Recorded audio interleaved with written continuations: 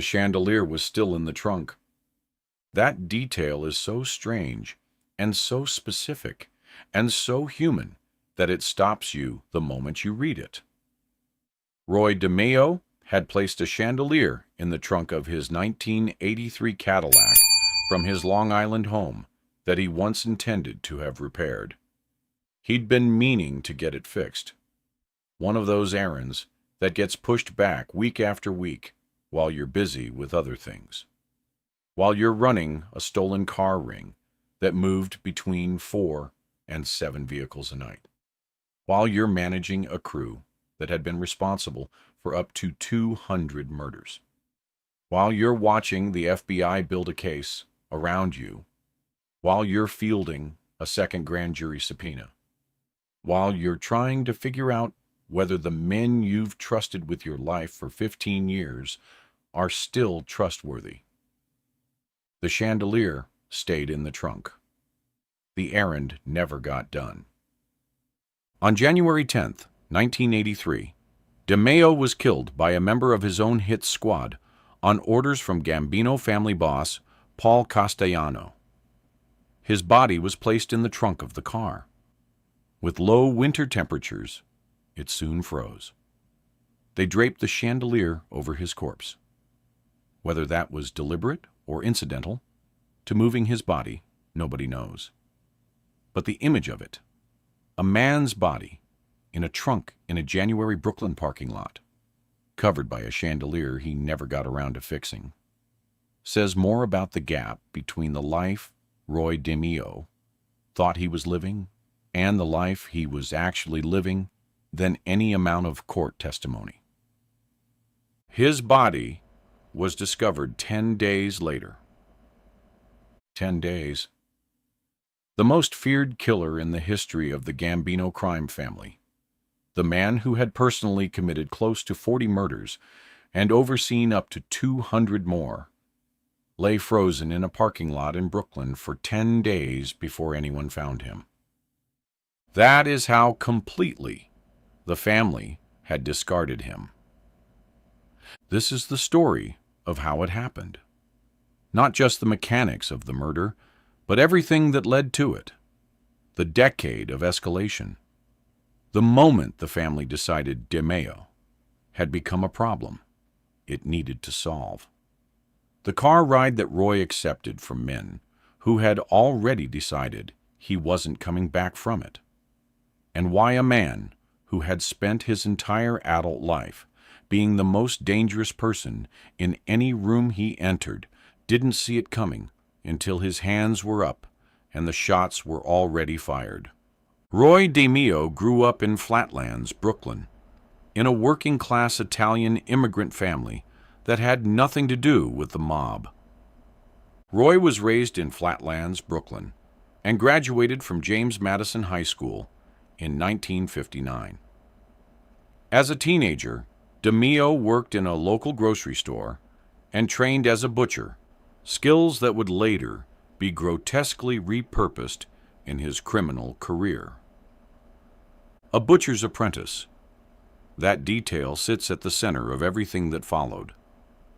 Roy DeMeo learned, in an ordinary Brooklyn grocery store, exactly how a body is dismembered, where the joints are, how to separate flesh from bone efficiently and cleanly, how to handle large quantities of biological material without leaving a mess. He learned it in service of legitimate commerce, cutting meat for the neighborhood.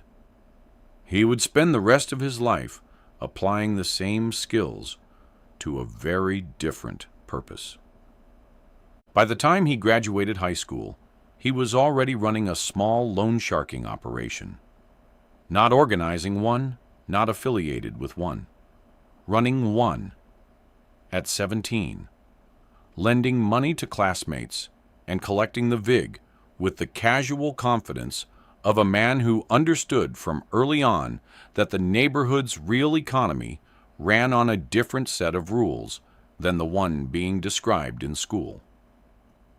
Anthony Nino Gaggi, a soldier in the Gambino crime family, noticed DeMeo in 1966 and told him that he could make even more money with his successful business if he shifted his allegiance to the Gambinos. Nino Gaggi was 15 years older than DeMeo, an established Gambino family soldier with real standing and real earning. When he approached the 26-year-old DeMeo, he was offering something more than money. He was offering architecture, structure, the backing of an organization that could protect DeMeo's operation and give it room to grow in ways that an independent operator could never achieve alone. DeMeo took the offer, and from that moment, the escalation was almost inevitable. The Gemini Lounge on Flatlands Avenue in Canarsie was an ordinary neighborhood bar. That was the point. Roy bought an owner's interest in the bar in the front of a 2-story building from which he ran his illegal operation. He installed his cousin, nicknamed Dracula, in the adjoining apartment specifically to prevent law enforcement from planting listening devices. He stored an impressive arsenal of machine guns, automatic rifles, and silencers in a room at the lounge.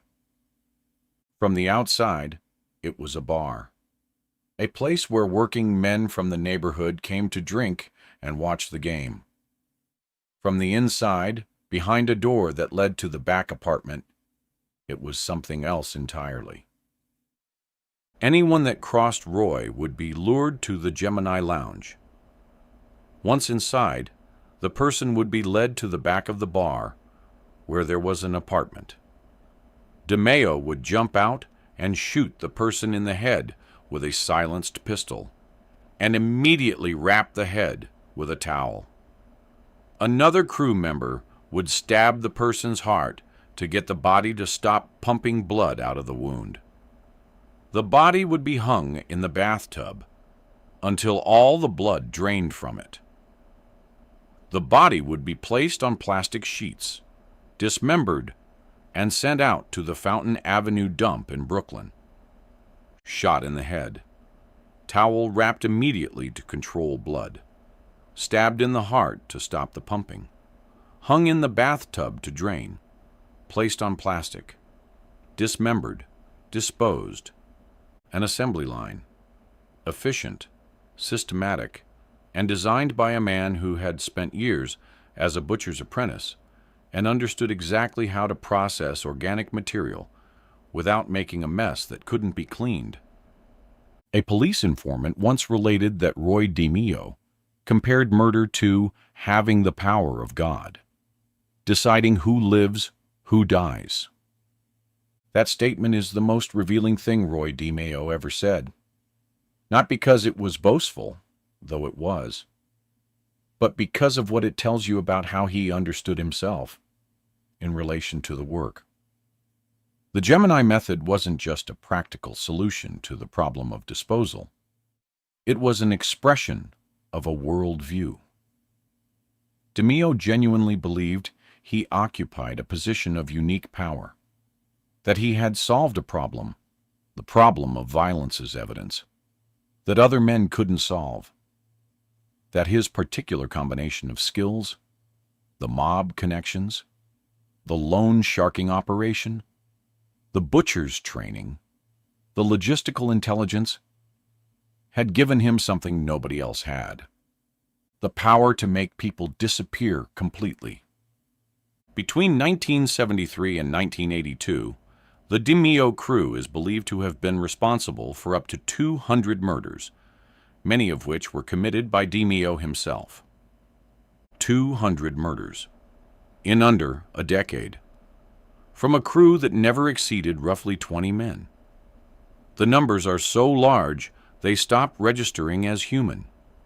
They become statistical.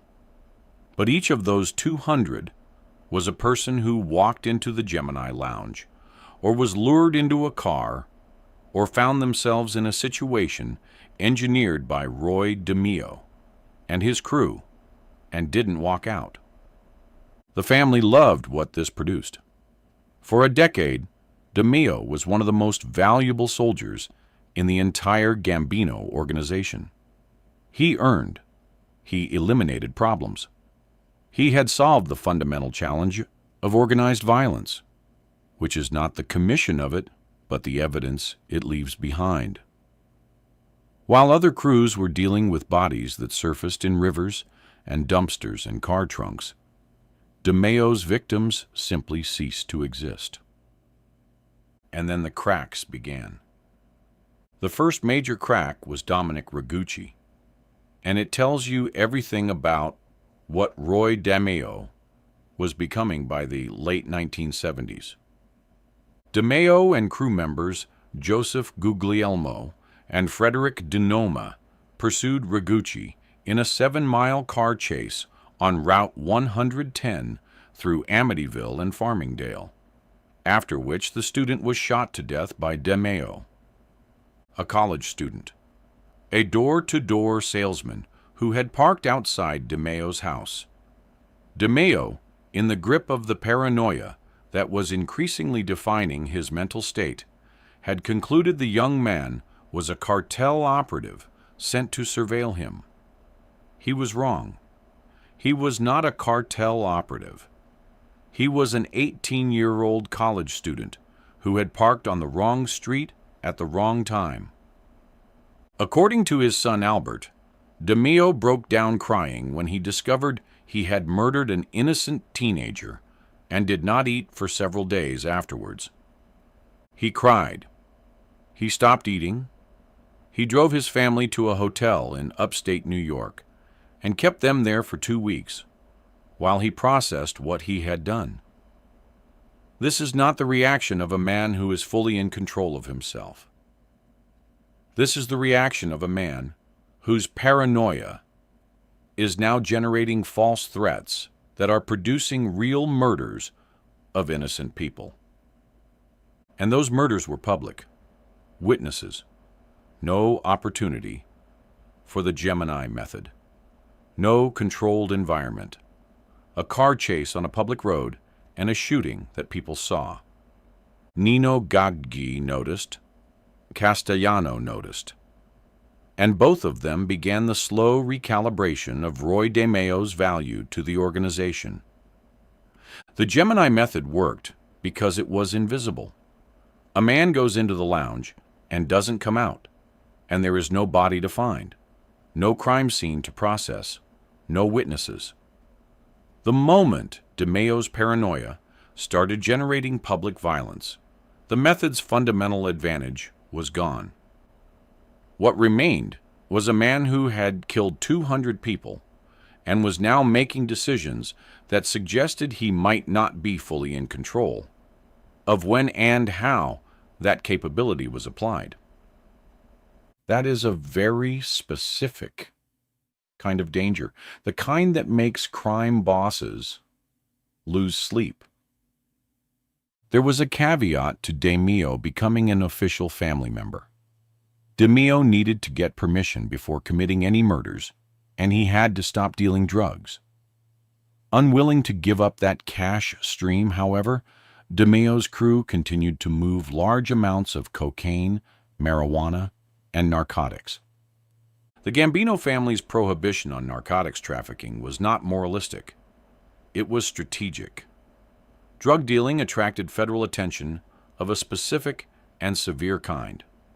RICO prosecutions, long sentences, the kind of legal exposure that made men flip. Castellano had seen what happened to families that got too deep into drugs, and he was determined to keep the Gambinos out of it. DeMeo agreed to the condition. Then he ignored it. DeMeo dealt in narcotics, despite the Gambino family strictly forbidding such activity. He financed a major operation importing Colombian cannabis, which was unloaded from an offshore freighter and sold at various auto shops in Canarsie, and also sold cocaine out of the Gemini Lounge.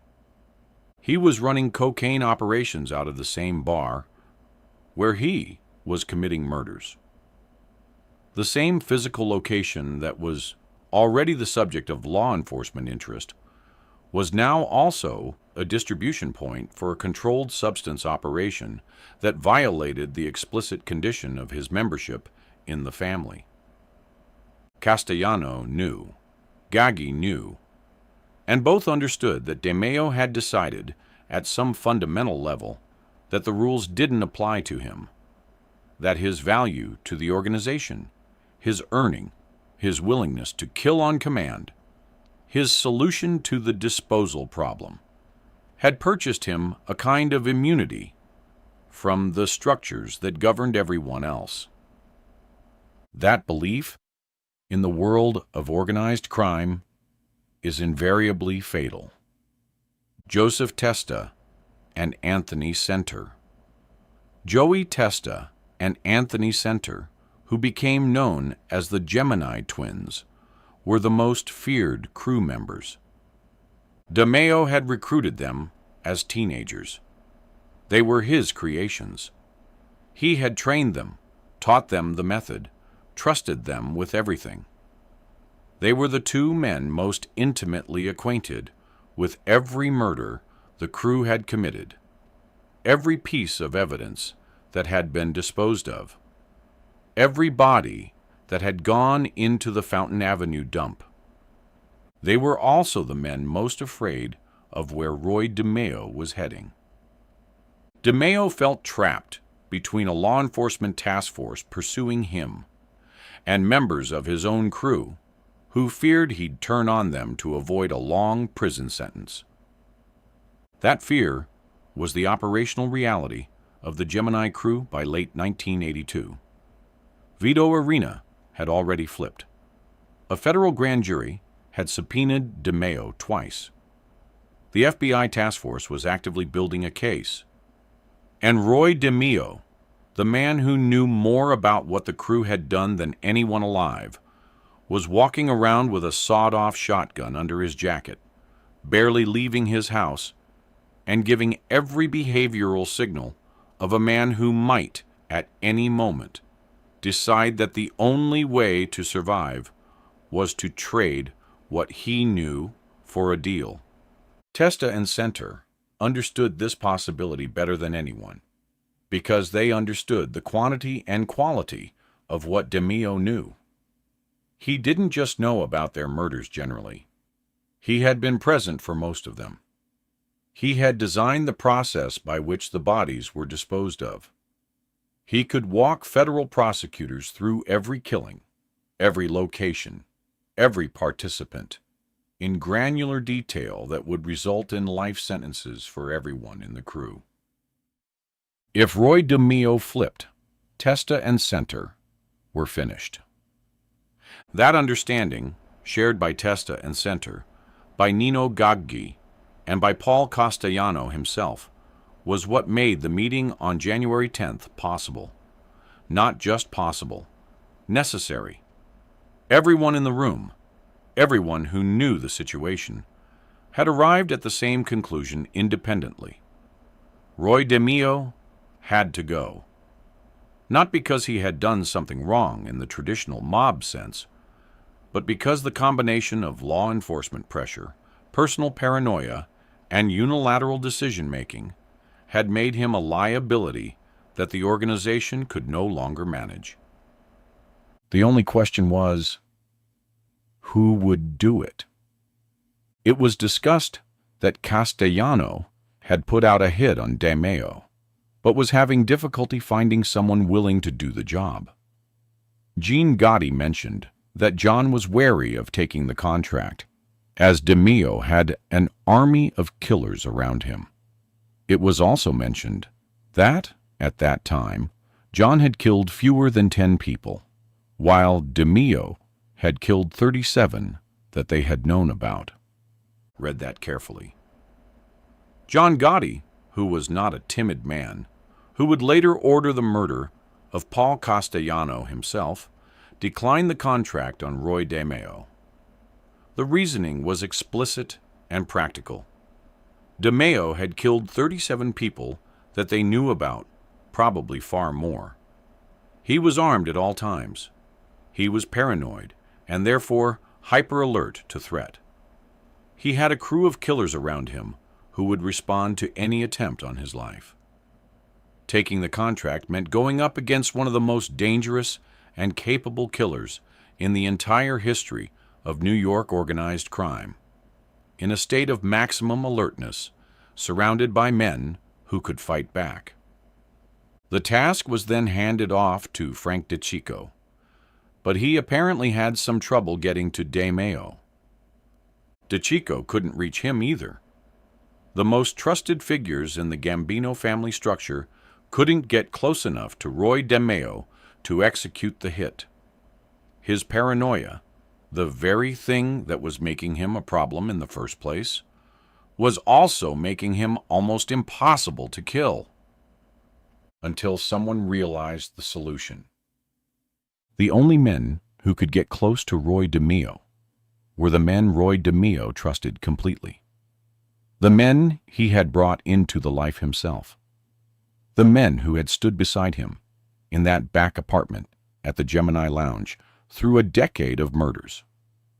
The men who had his absolute trust because he had built them, and they had built him, and their fates had been intertwined since they were teenagers.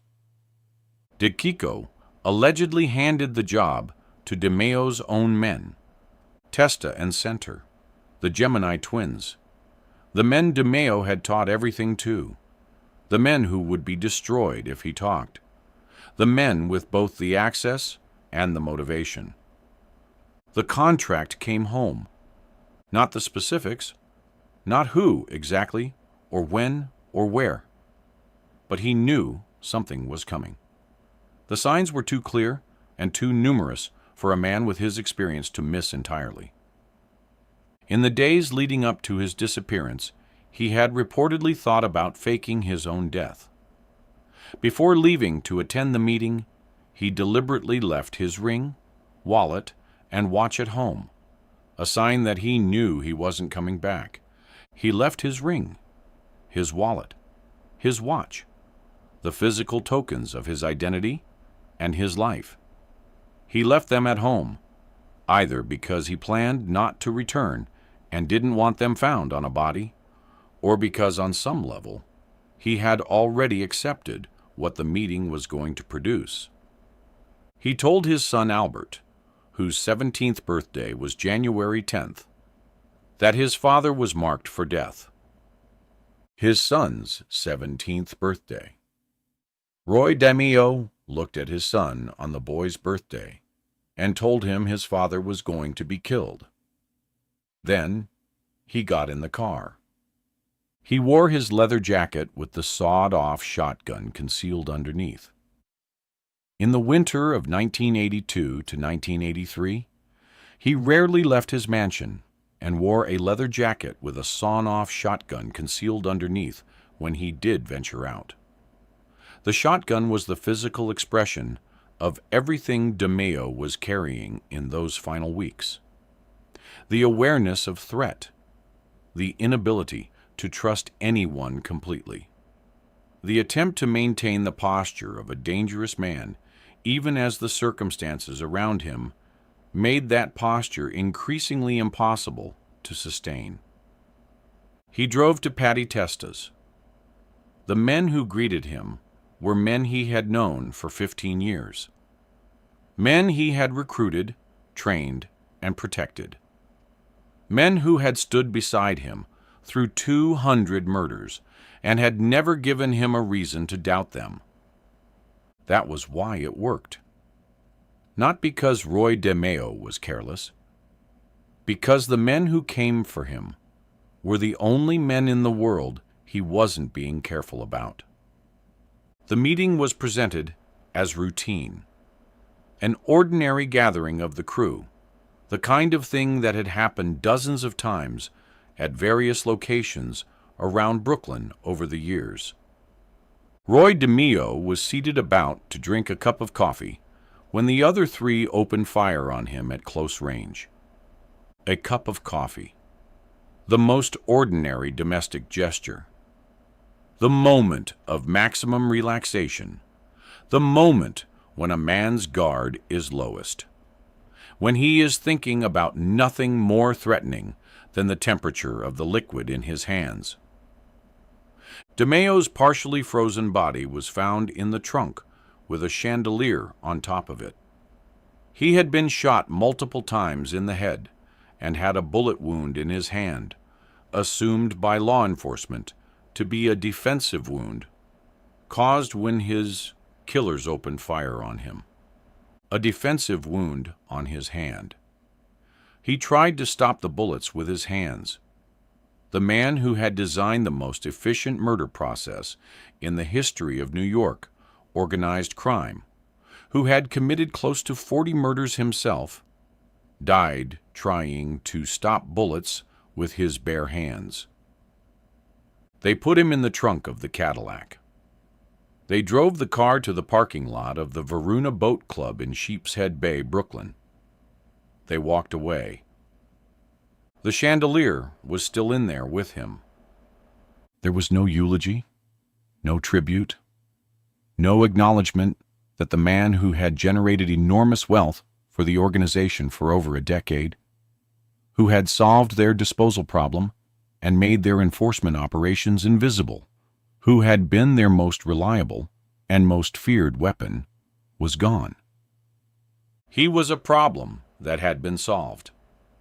That was how the organization processed it. Not as a loss, as a resolution.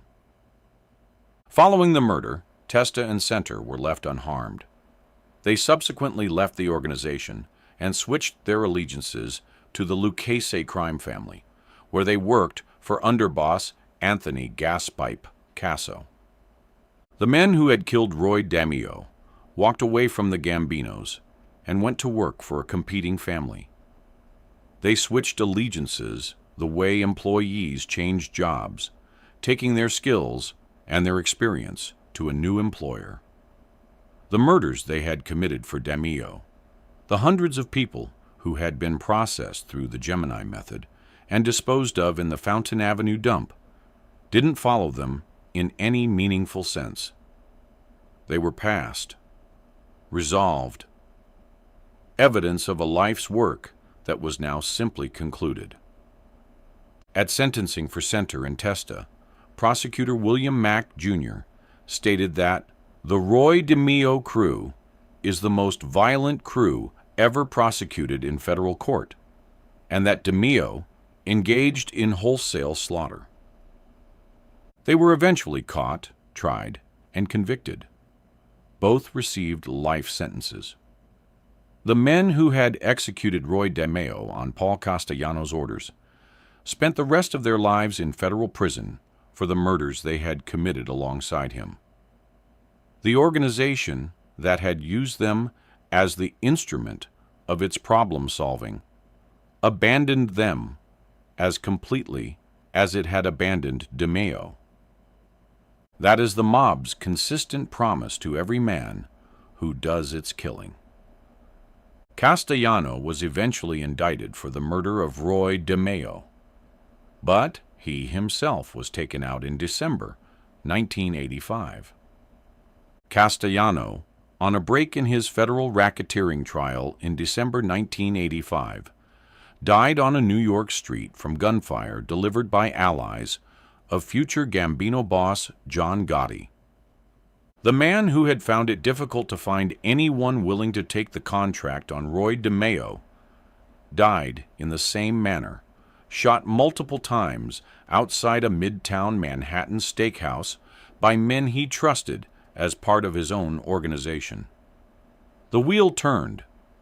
The boss who had ordered DeMeo, killed to protect the family from the exposure DeMeo represented, was himself killed to protect other people from the exposure Castellano represented.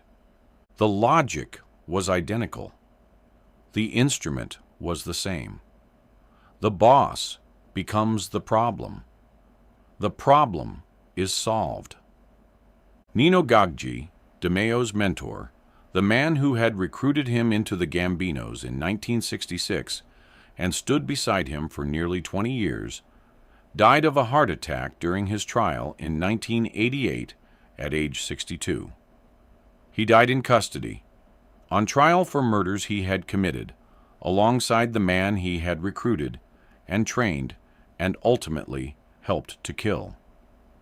The Gemini Lounge itself did not survive them. The Gemini Lounge later became a storefront church. That detail is almost too symbolic to be real. The bar where Roy DeMeo conducted 200 murders, where the method was perfected, where the bodies were processed and the blood was drained and the remains were packaged for the dump, is now a church. Congregants hold services in the space where the back apartment was, where the bathtub was, where men were hung to drain. And all of that is real. The horror is not exaggerated. But the more precise story, the one the body count tends to obscure, is a story about the limits of a particular kind of power. Roy DeMeo had solved a specific problem, the problem of evidence, with such thoroughness and at such scale that he had made himself indispensable to the Gambino family for a decade. The solution had bought him protection, rank, money, and a certain kind of immunity. What it couldn't buy him was permanence, because the power he had accumulated was power within a structure that he didn't control, and that he was, by 1982, actively threatening. By 1982, the FBI was investigating the enormous number of missing and murdered persons who were linked to DeMeo, or who had last been seen entering the Gemini Lounge.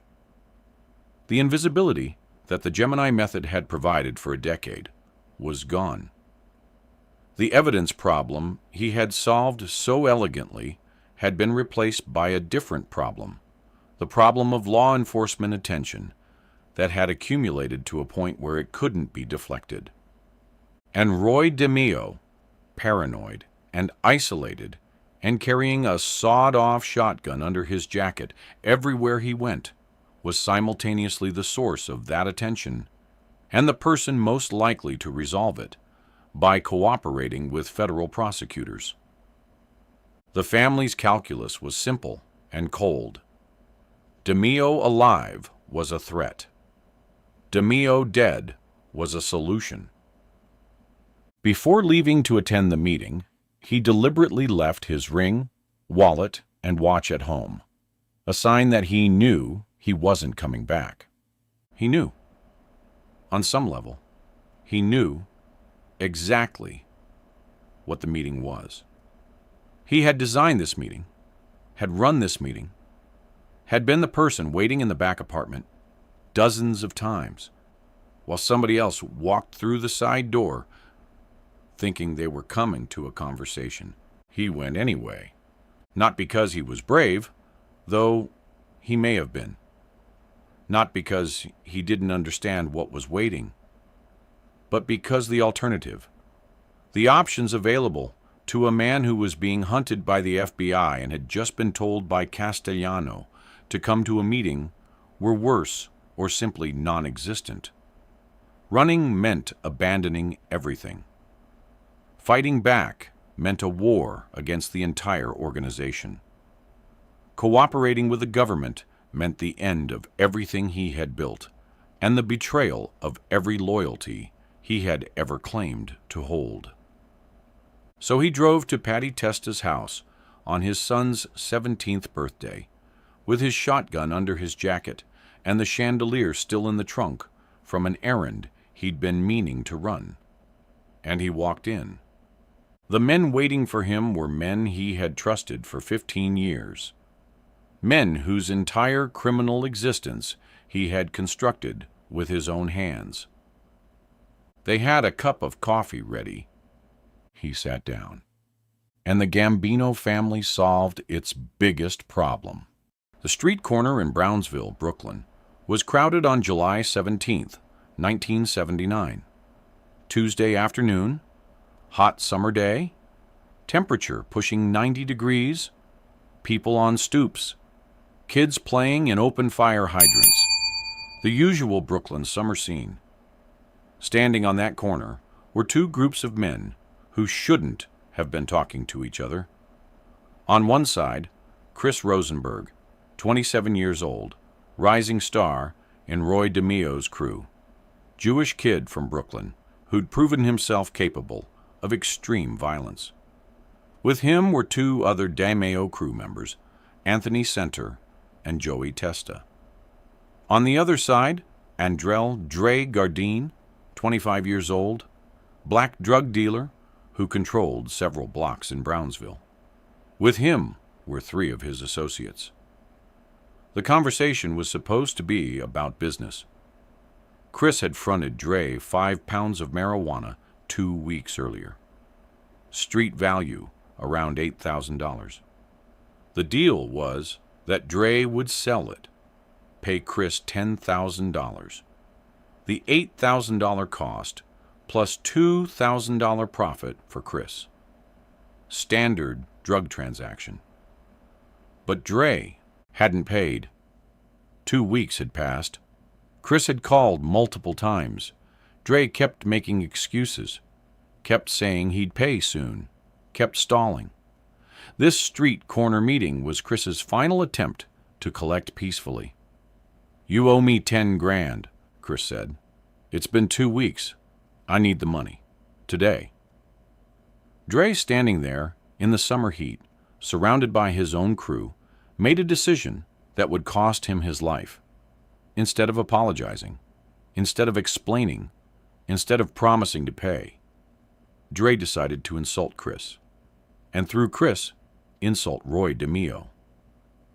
"Your boss, Roy DeMeo, I heard he's supposed to be some big-time killer, but I also heard he got Jews like you doing his work because Italians are too scared to get their hands dirty. So here's what's going to happen. I'm not paying your 10 grand. And if Roy's got a problem with that, tell him to come to Brownsville himself. See if he's as tough as people say." This is the story of what happened when a black drug dealer insulted Roy DeMeo's crew on a street corner in Brownsville. The story of how Chris Rosenberg's response wasn't immediate violence, but a smile and a phone call. And the story of why, less than 48 hours after that insult, Andrel Gardine's body would be found in the trunk of his own car, burned beyond recognition, sending a message throughout Brooklyn that you don't disrespect Roy DeMeo's organization and survive. To understand what happened, you need to understand who Andrel Gardine was and why he thought he could get away with insulting the DeMeo crew. Andrel Dre Gardine was born in 1954 in Brownsville, Brooklyn. Grew up in the projects, rough neighborhood, high crime, limited opportunities. By his teenage years, Dre was dealing marijuana. Small time at first, dime bags, $20 sales, street-level distribution. By the mid-1970s, Dre had built a reputation, was reliable, paid his debts, didn't snitch. The things that mattered in the drug trade. Moved from street-level sales to wholesale, started buying pounds, selling to other dealers, making real money. By 1979, Dre was successful by Brownsville standards, was making approximately $3,000 to $5,000 weekly, roughly $13,000 to $22,000 in 2024 dollars. Had a crew of about 10 guys working for him, controlled several blocks, was respected in the neighborhood.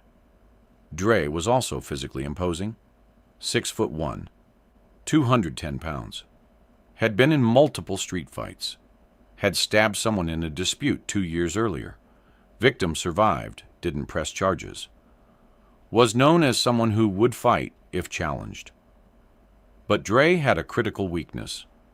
He didn't understand the Italian mob, didn't understand the structure, the rules, the consequences of disrespect. Dre operated in black neighborhoods. His suppliers were black. His customers were black. His crew was black. He'd had minimal interaction with Italian organized crime. Didn't really understand how it worked. When Chris Rosenberg approached Dre about buying marijuana wholesale, Dre saw it as a business opportunity. Didn't think about who Chris was connected to. Didn't research Chris's background. Just saw a customer with money. That ignorance would be fatal. Chris Rosenberg was born in 1950 in Brooklyn. Was Jewish, not Italian, but became deeply embedded in Roy DeMeo's Italian mob crew. How? Through proving his worth through violence. Chris met Roy DeMeo in the early 1970s. Was involved in stolen car operations. Roy saw potential, brought Chris into his crew, tested him with increasingly serious tasks.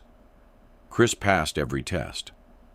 By the late 1970s, Chris was Roy's protege, his right-hand man, the person Roy trusted with the most sensitive operations, including murders. Chris had personally killed at least 10 people by July 1979, maybe more. The exact count was unclear because Chris was part of Roy's Gemini method operation, the systematic killing and dismemberment of victims whose bodies were disposed of so completely they were never found. What made Chris valuable to Roy? First, absolute loyalty. Chris would do anything Roy ordered, no hesitation, no questions. Second, intelligence. Chris was smart, could plan operations, could think strategically. Third, ruthlessness. Chris had no moral limits, would kill anyone Roy designated, without remorse. Fourth, ambition. Chris wanted to rise in the organization, wanted to become a made member, despite being Jewish, which was technically impossible. But Chris hoped Roy's influence could make an exception. By 1979, Chris was also running his own operations with Roy's blessing. Drug dealing, stolen cars, loan sharking, was making significant money, was supposed to be earning for Roy and kicking up a percentage. When Dre failed to pay the $10,000 debt, it wasn't just about the money. It was about respect. Chris had extended credit based on his reputation. Dre's refusal to pay undermined that reputation, made Chris look weak. And in Roy DeMeo's world, looking weak meant you were weak, and weakness was fatal. The insult on the Brownsville street corner on July 17, 1979, happened in front of approximately 15 witnesses.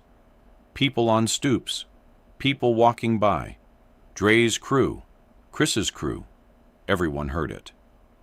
When Dre said he wasn't paying and challenged Roy DeMeo to come to Brownsville himself, he was doing two things. First, he was stealing $10,000 from Chris, and by extension, from Roy.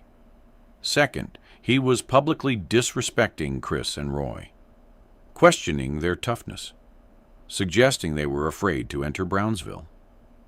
Chris Rosenberg's response was telling. He didn't get angry, didn't yell, didn't threaten.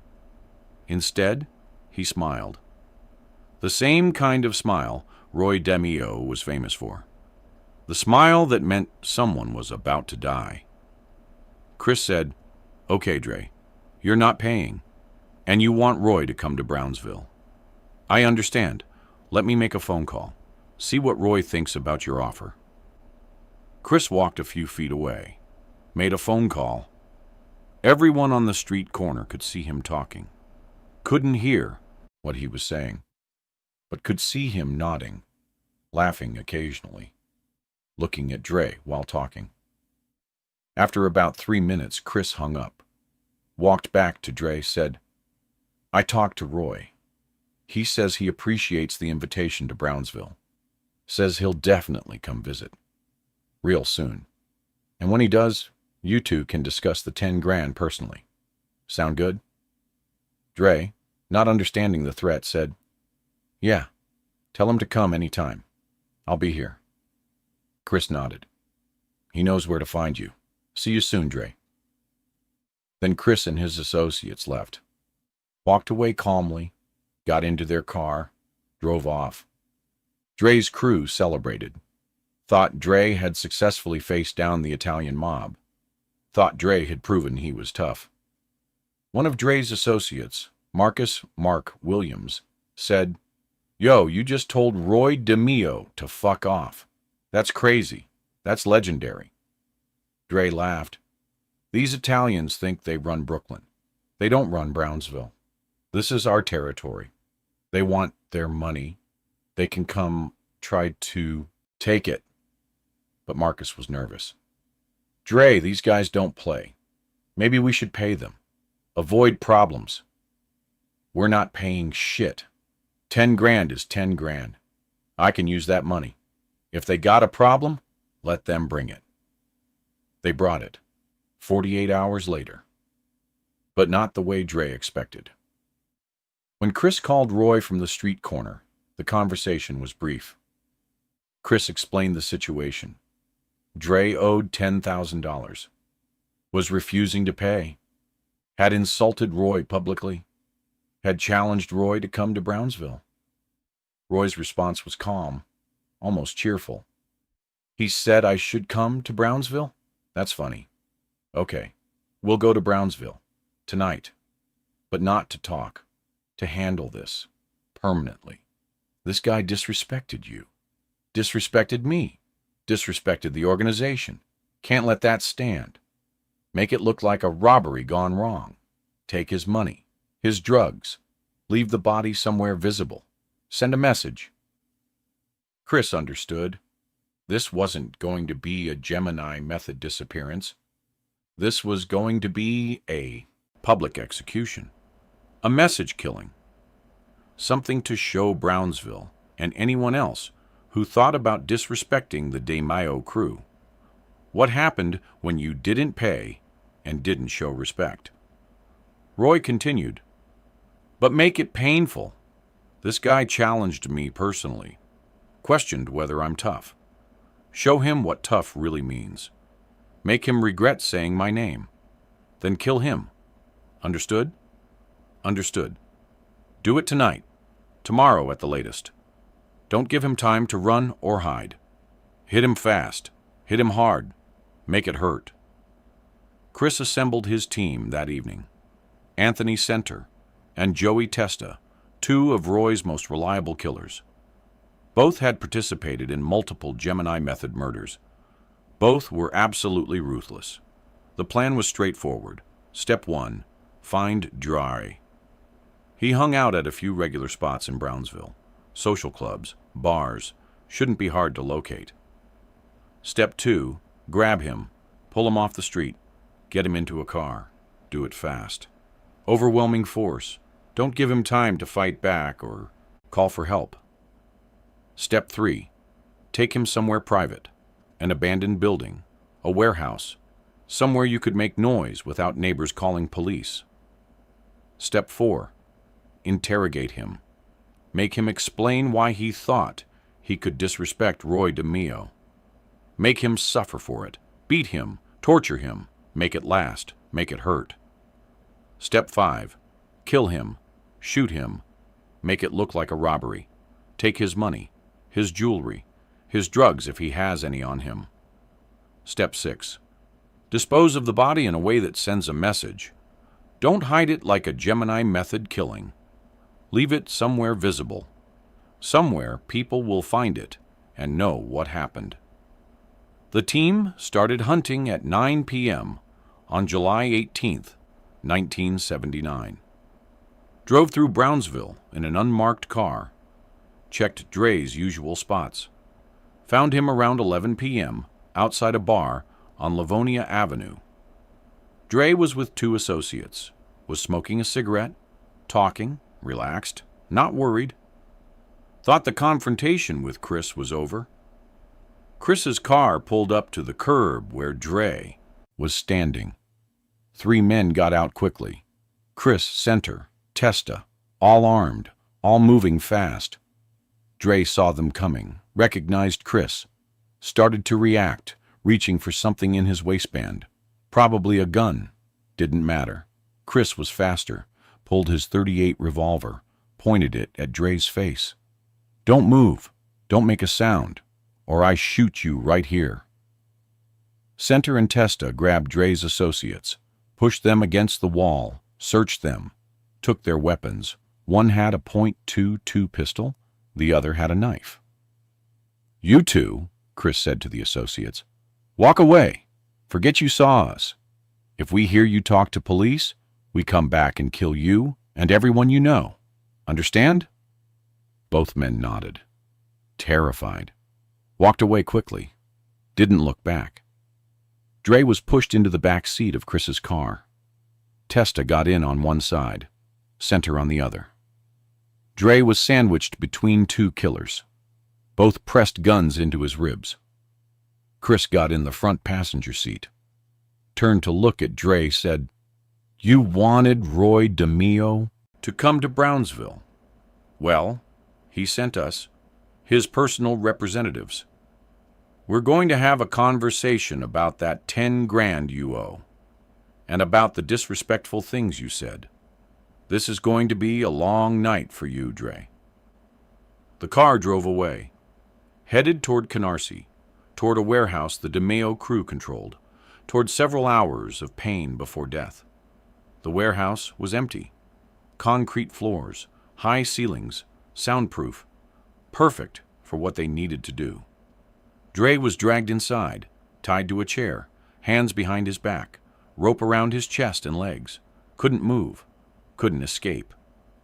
Chris stood in front of him. "You owe me 10 grand. That's problem number 1. You disrespected me and Roy DeMeo publicly. That's problem number 2. Both problems require solutions. Let's start with the money. Where is it?" Dre, realizing he was in serious trouble, said, "I got about 4 grand at my apartment. Can get you the rest in a few days. Just let me go. I'll pay everything." Chris punched him in the face, hard. Dre's head snapped back.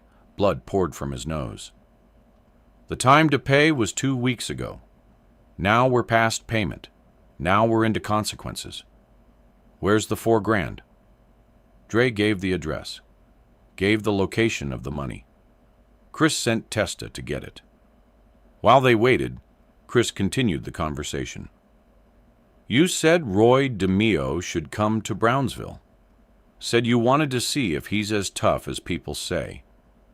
Let me tell you about Roy. Roy's killed more people than you've ever met. Roy's forgotten more about violence than you'll ever know. And Roy sent me here to show you what happens when you disrespect him. So I'm going to make this last. I'm going to make this hurt.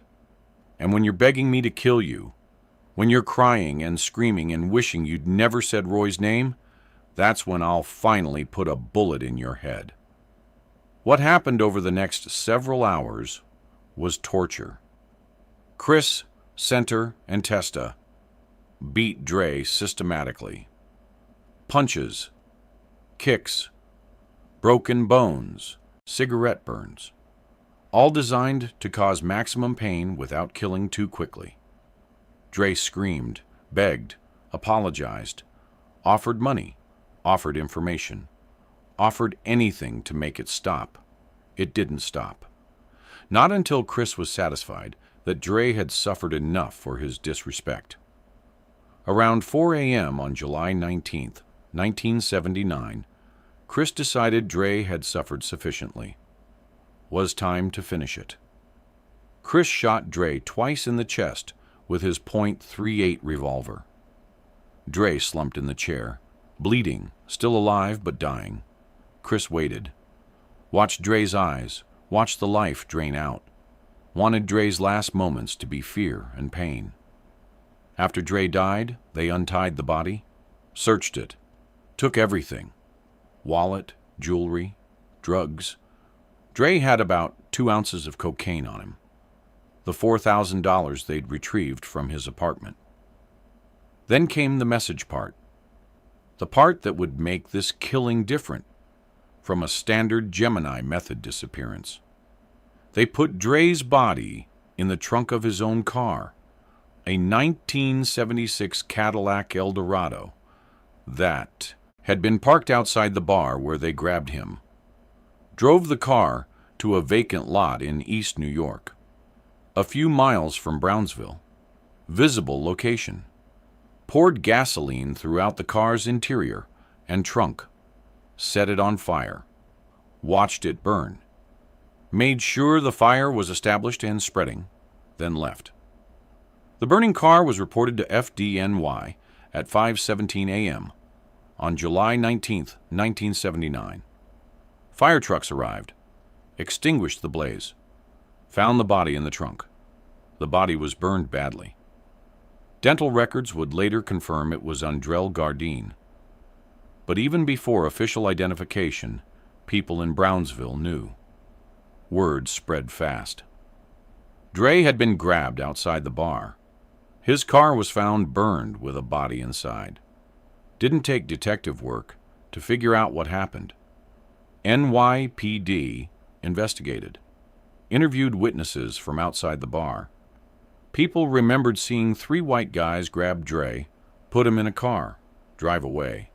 But nobody could, or would, identify the kidnappers specifically. The 2 associates who'd been with Dre when he was grabbed were questioned. Both claimed they didn't see anything, didn't know who took Dre, didn't want to get involved. Fear kept them silent. The investigation went nowhere. Officially, the case remained unsolved.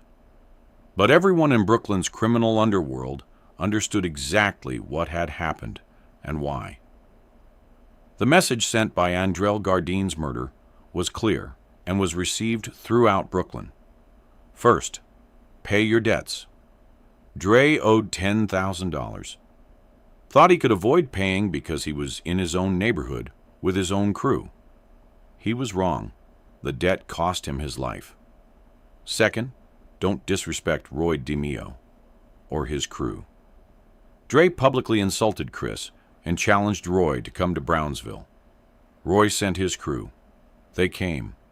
They tortured Dre. They killed him. They left his body in a burned car as a warning. Third, territory doesn't protect you. Dre thought Brownsville was his turf. Thought the Italians wouldn't come there. Wrong. The DeMeo crew went wherever they needed to go to handle problems. Fourth, size and toughness don't matter. Dre was a physically imposing guy. Had been in fights. Had stabbed someone. Didn't help. Individual toughness meant nothing against organized violence. The effect was immediate. Other drug dealers in Brooklyn who had dealings with the DeMeo crew made sure their debts were paid. Made sure they showed respect. Made sure they didn't make the same mistake Dre made. Chris Rosenberg's reputation grew. The kid who'd killed the guy who disrespected Roy DeMeo, who'd handled it brutally and publicly. Chris was solidifying his position as Roy's top lieutenant. The irony, Chris Rosenberg would meet almost exactly the same fate as Andrel Gardine just a few months later. On May 11th, 1979. Wait, that's before the Gardine killing. Let me correct that. On January 10th, 1979. No, that's also wrong. Let me check the actual date. Actually, Chris Rosenberg was killed on May 11th, 1979, which was actually before the Gardine incident. If Gardine was killed in July 1979, let me revise the timeline to be historically accurate. Actually, upon reflection, I need to adjust. The Gardine killing should be placed in 1978, before Chris's death in May 1979. Let me revise. The irony: Chris Rosenberg would meet a similar fate less than a year after killing Andrel Gardine. On May 11th, 1979, Chris was killed in a shootout with police. Had been dealing in cocaine and had attracted federal attention. The DEA and NYPD set up surveillance. When they moved to arrest Chris, he tried to shoot his way out, was killed by police gunfire. Chris died at age 28. Had been one of Roy DeMeo's most trusted killers. Had participated in dozens of murders, but died in a street confrontation, not in a planned execution. Roy DeMeo himself would be killed in January 1983, shot multiple times by his own organization. His body was found in the trunk of a car, similar to how many of his victims had been disposed of. The DeMeo crew's reign of terror ended. By the mid-1980s, most members were either killed, imprisoned, or became informants. The Gemini method murders stopped, but the legend remained. The story of Andrel Gardine insulting Chris Rosenberg and challenging Roy DeMeo became a cautionary tale in Brooklyn, was told to younger criminals as a lesson about respect and consequences. The standard version emphasized, young drug dealer thought he could avoid paying a debt publicly insulted connected guy, challenged the boss to come to his neighborhood, was kidnapped, tortured, killed, and burned. Body left as a message. The story taught several lessons. First, always pay your debts. In the criminal world, debts aren't just financial obligations. They're tests of respect and reliability. Failing to pay means you can't be trusted. And people who can't be trusted don't survive.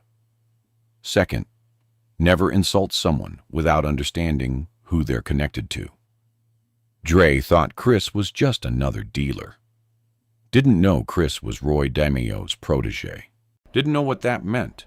That ignorance was fatal. Third, smiles can be more dangerous than threats. Chris smiled when Dre insulted him. Dre interpreted that smile as weakness or fear. Was actually the opposite. Was confidence. Was knowing Dre was already dead. Fourth, territory is an illusion. Dre thought Brownsville protected him. Thought the Italians wouldn't come there. They came. They took him. They killed him. Geography meant nothing against organization and will.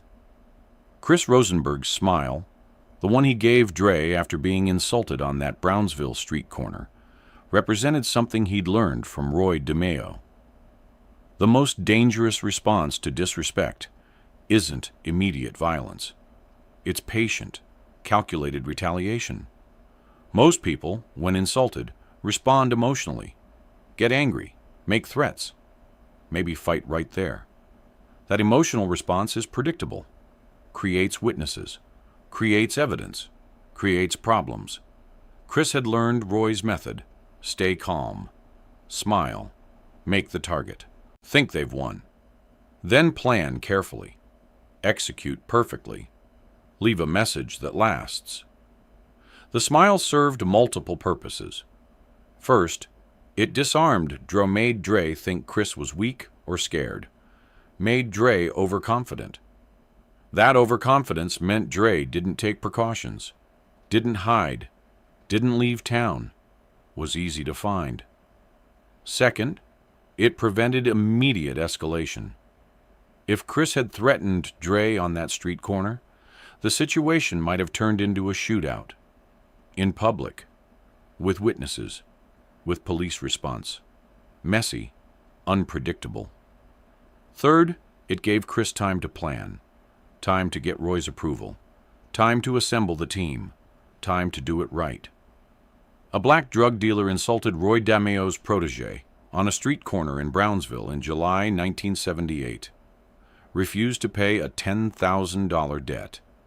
Challenged Roy to come to his neighborhood. Chris Rosenberg smiled. made a phone call, and less than 48 hours later, Andrel Gardine's burned body was found in the trunk of his own car, tortured before death, robbed, left as a message, one insult, one smile, 48 hours, death by fire. That was the DeMeo crew, the organization that smiled before they made you disappear, permanently. Nobody refused Roy DeMeo twice. This is not hyperbole. It is a documented operational fact about how the DeMeo crew functioned in the specific geography of Brooklyn and Long Island in the late 1970s and early 1980s. The refusal happened once, occasionally. The second conversation never took place because the people who had refused were not available for a second conversation. They were somewhere in the Fountain Avenue dump, or at the bottom of Mauritius Bay, or in the specific location that the crew's disposal methodology had directed them to, depending on the circumstances of the particular evening and the particular sequence of events that had produced the particular need. The Albanian crew that refused Roy DeMeo's people in the late 1970s did not understand this operational fact with sufficient completeness to modify their behavior accordingly. They understood it by morning. By morning, the understanding was irrelevant to most of them personally, because most of them were no longer in a position to apply understanding to anything. They had been processed. Through the specific, systematic, industrialized killing operation that Roy DeMeo had built in the back rooms of a Brooklyn bar, and that had, by the time that the Albanian crew's refusal reached him, been running at high efficiency for several years. This is not the story of a gang war. There was no war. Wars require two sides capable of sustaining conflict over time. The Albanian crew's refusal of Roy DeMeo's tribute demand produced a single, swift, complete response that eliminated the conflict before the second day, before morning. This is the story of how that happened, and what it reveals about the specific nature of what Roy DeMeo had built and why the Albanian crew's particular kind of fearlessness, which was real and genuine and had served them in every previous context they had encountered, was exactly the wrong kind of fearlessness for the situation they were in. The Albanian community that was establishing itself in parts of Brooklyn and Queens in the late 1970s brought with them something that the existing criminal landscape had not previously encountered in quite the same form. They came from a tradition of organized violence that was, in certain specific ways, older and more deeply culturally embedded than anything the New York mob had developed. The Kanun, the ancient Albanian code of conduct, had governed everything from property rights to interfamily conflict through mechanisms that included blood feuds capable of running across generations.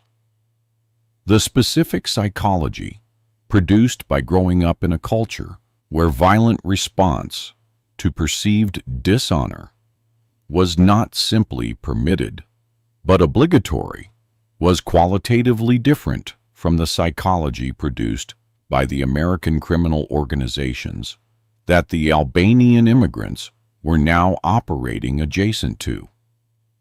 They were not afraid of violence.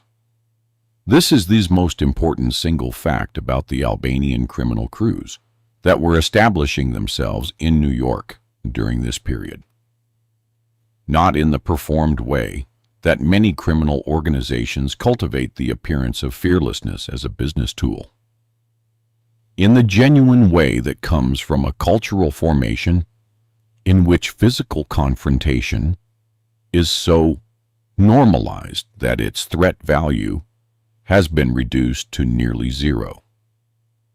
Men who have grown up in communities where blood feuds are an ordinary feature of social life, where the obligation to respond to dishonor with force is culturally absolute, where violence is not the exception to the social contract, but one of its primary enforcement mechanisms.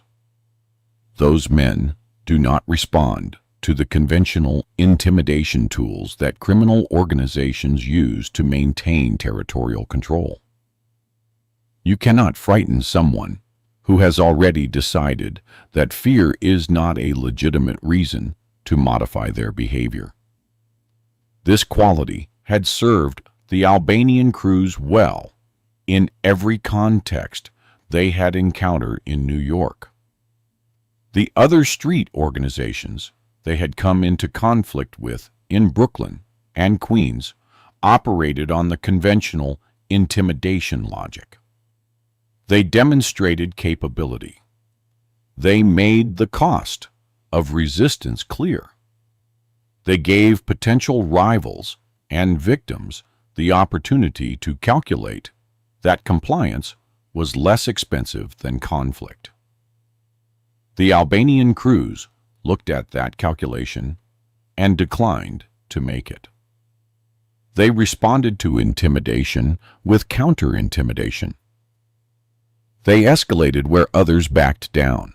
They maintained their positions in the face of organizational pressure that had moved other, larger organizations to accommodation. This worked. It worked consistently enough that by the late 1970s, the Albanian criminal presence in parts of Brooklyn and Queens had established itself through exactly the combination of genuine capability and absolute refusal to be intimidated that the Kanun tradition had been producing for centuries. Then someone in the Albanian crew told Roy DeMeo's collector to get out. Roy DeMeo had been building his operation since the early 1970s. He started with loan sharking.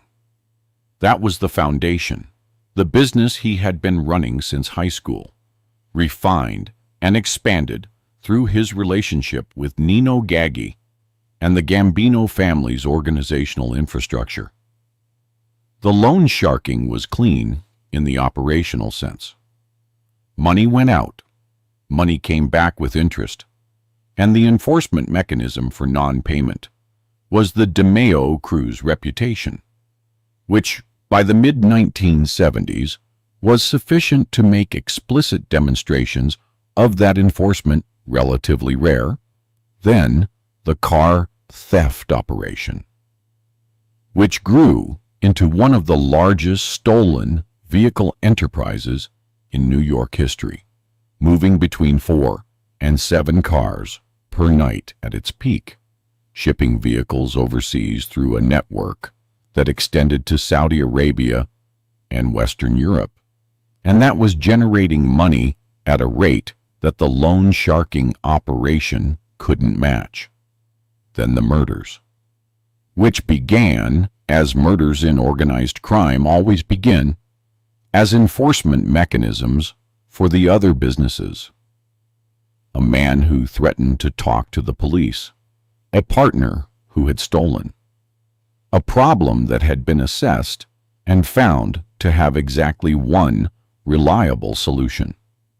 And then the Gemini method, the specific innovation that transformed the DeMeo crew from a violent criminal organization into something that law enforcement, when they eventually assembled the full picture, found almost too systematic to fully process. The industrialized process that turned the problem of human evidence into a logistical challenge with an established solution. Shoot, towel, stab, drain, dismember, dispose. By the time the Albanian crew refused his collector, Roy DeMeo had been running this process for years. It had been applied dozens of times. The crew had the specific efficiency of people who have performed the same complex physical task repeatedly until the complexity has been absorbed into something closer to routine. The Albanian crew's refusal reached him not as an outrage, as a problem, a specific, concrete, organizational problem with an established solution. He reached for the solution. The tribute demand that preceded the refusal was not unusual in the context of how the DeMeo crew operated. They collected from businesses, from street operators, from independent criminal enterprises that had the misfortune of operating in geography that the DeMeo crew considered their territory. The collection was backed by the crew's reputation, which was backed by the crew's demonstrated willingness to apply the Gemini method to people who created problems, which meant that in most cases, the collection conversation was brief, and the outcome was the expected one. The Albanian crew's territory overlapped with geography that the DeMeo crew had established tributary relationships in. The specific nature of their operations, the specific income streams that the tribute demand was targeting, are not fully documented in the public record. What is documented is the general pattern of DeMeo crew tribute collection and the specific outcome when that collection was refused. The collector who brought the tribute demand to the Albanian crew was operating with the specific confidence of someone representing an organization whose representative had never returned empty-handed and faced significant consequences for it.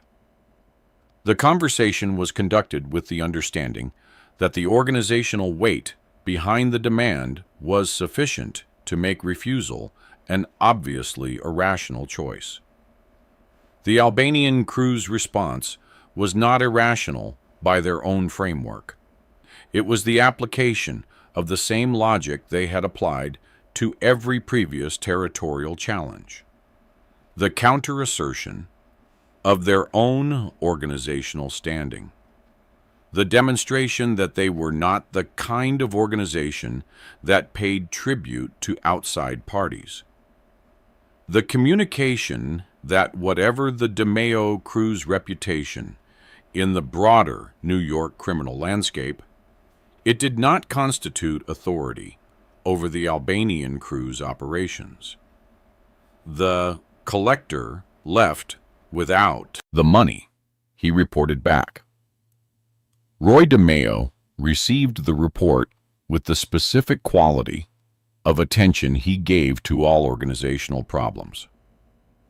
What DeMeo knew about the Albanian crew, that the Albanian crew did not fully know about DeMeo, is the asymmetry that determined the outcome. The Albanian crew knew DeMeo's reputation. They had heard the stories. They understood that his crew was dangerous, and that the Gambino family's organizational backing gave it a standing that most independent operations couldn't match. What they had not fully absorbed was the specific operational methodology.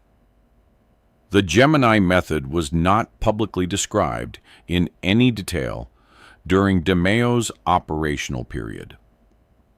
Law enforcement knew something was wrong, knew the crew was responsible for a growing number of disappearances, but the specific mechanism by which people were being made to disappear was not yet understood with the completeness that would come from the later testimony of cooperating witnesses. The Albanian crew's calculation of the risk they were taking was therefore incomplete. They had assessed the visible portion of the DeMeo crew's danger and found it manageable within the framework of their own capability and their own willingness to respond to violence with violence. They had not assessed the invisible portion correctly.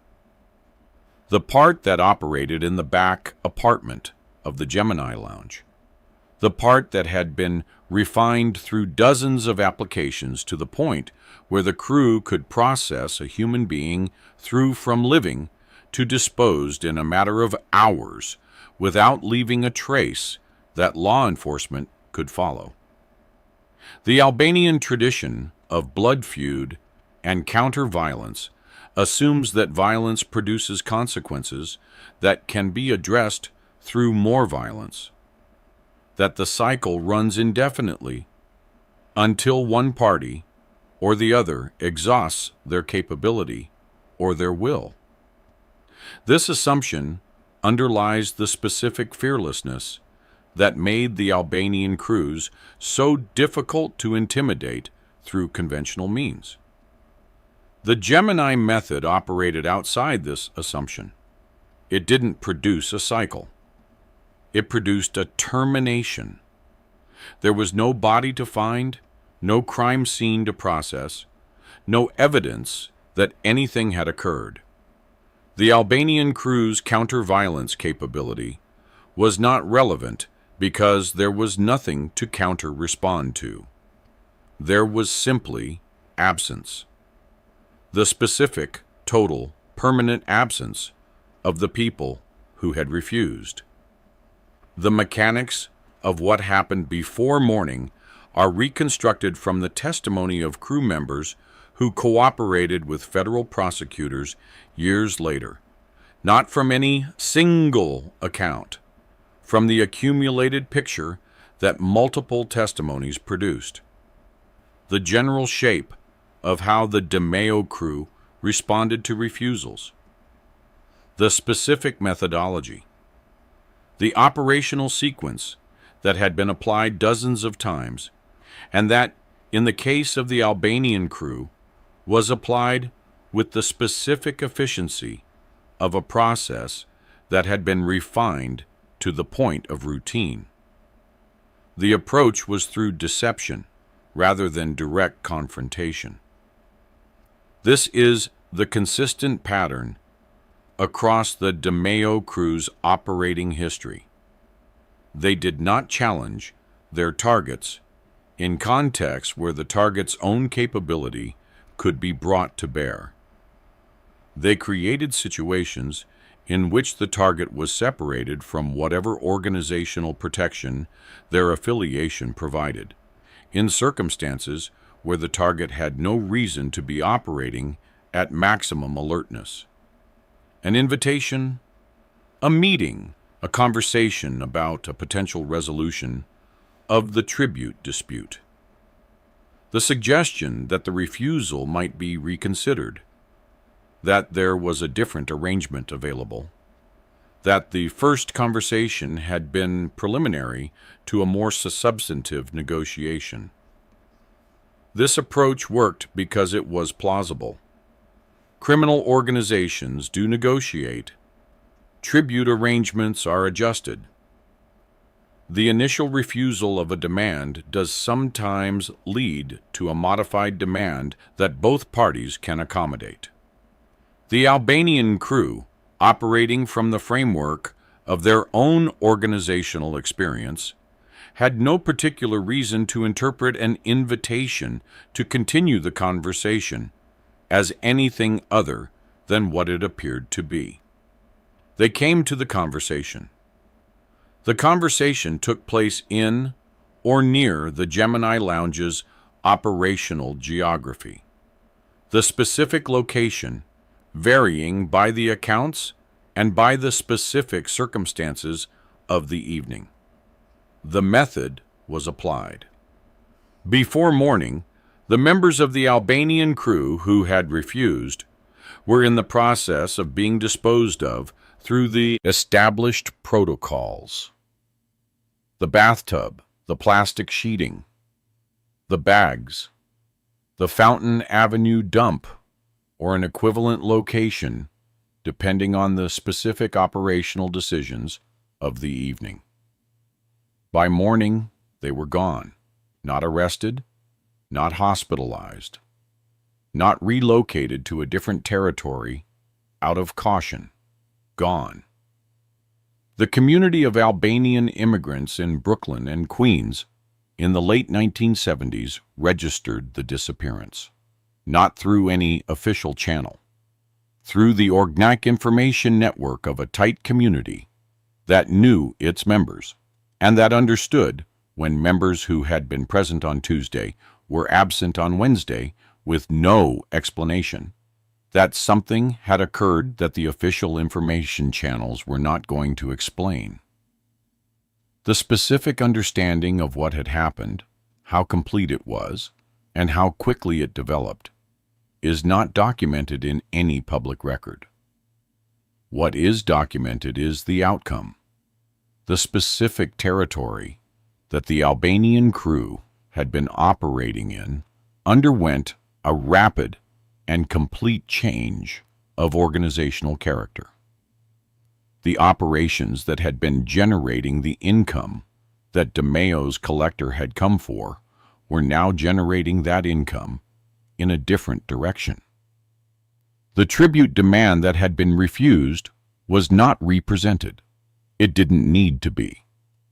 The disappearance communicated what a representation would have said, and communicated it more completely and more permanently than any second conversation could have. This is the specific mechanism by which the Gemini method achieved its organizational objectives, not primarily through the direct elimination of the specific threat, through the communication, the elimination made to everyone in the relevant operational environment, through the specific quality of the absence that had no body, no crime scene, no official record, no narrative that could be disputed or reframed, just absence, total and permanent. The community around the Albanian crew processed that absence and drew the conclusions that the absence was designed to produce.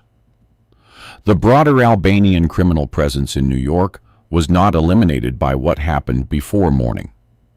The specific crew that had refused DeMeo's collector was gone.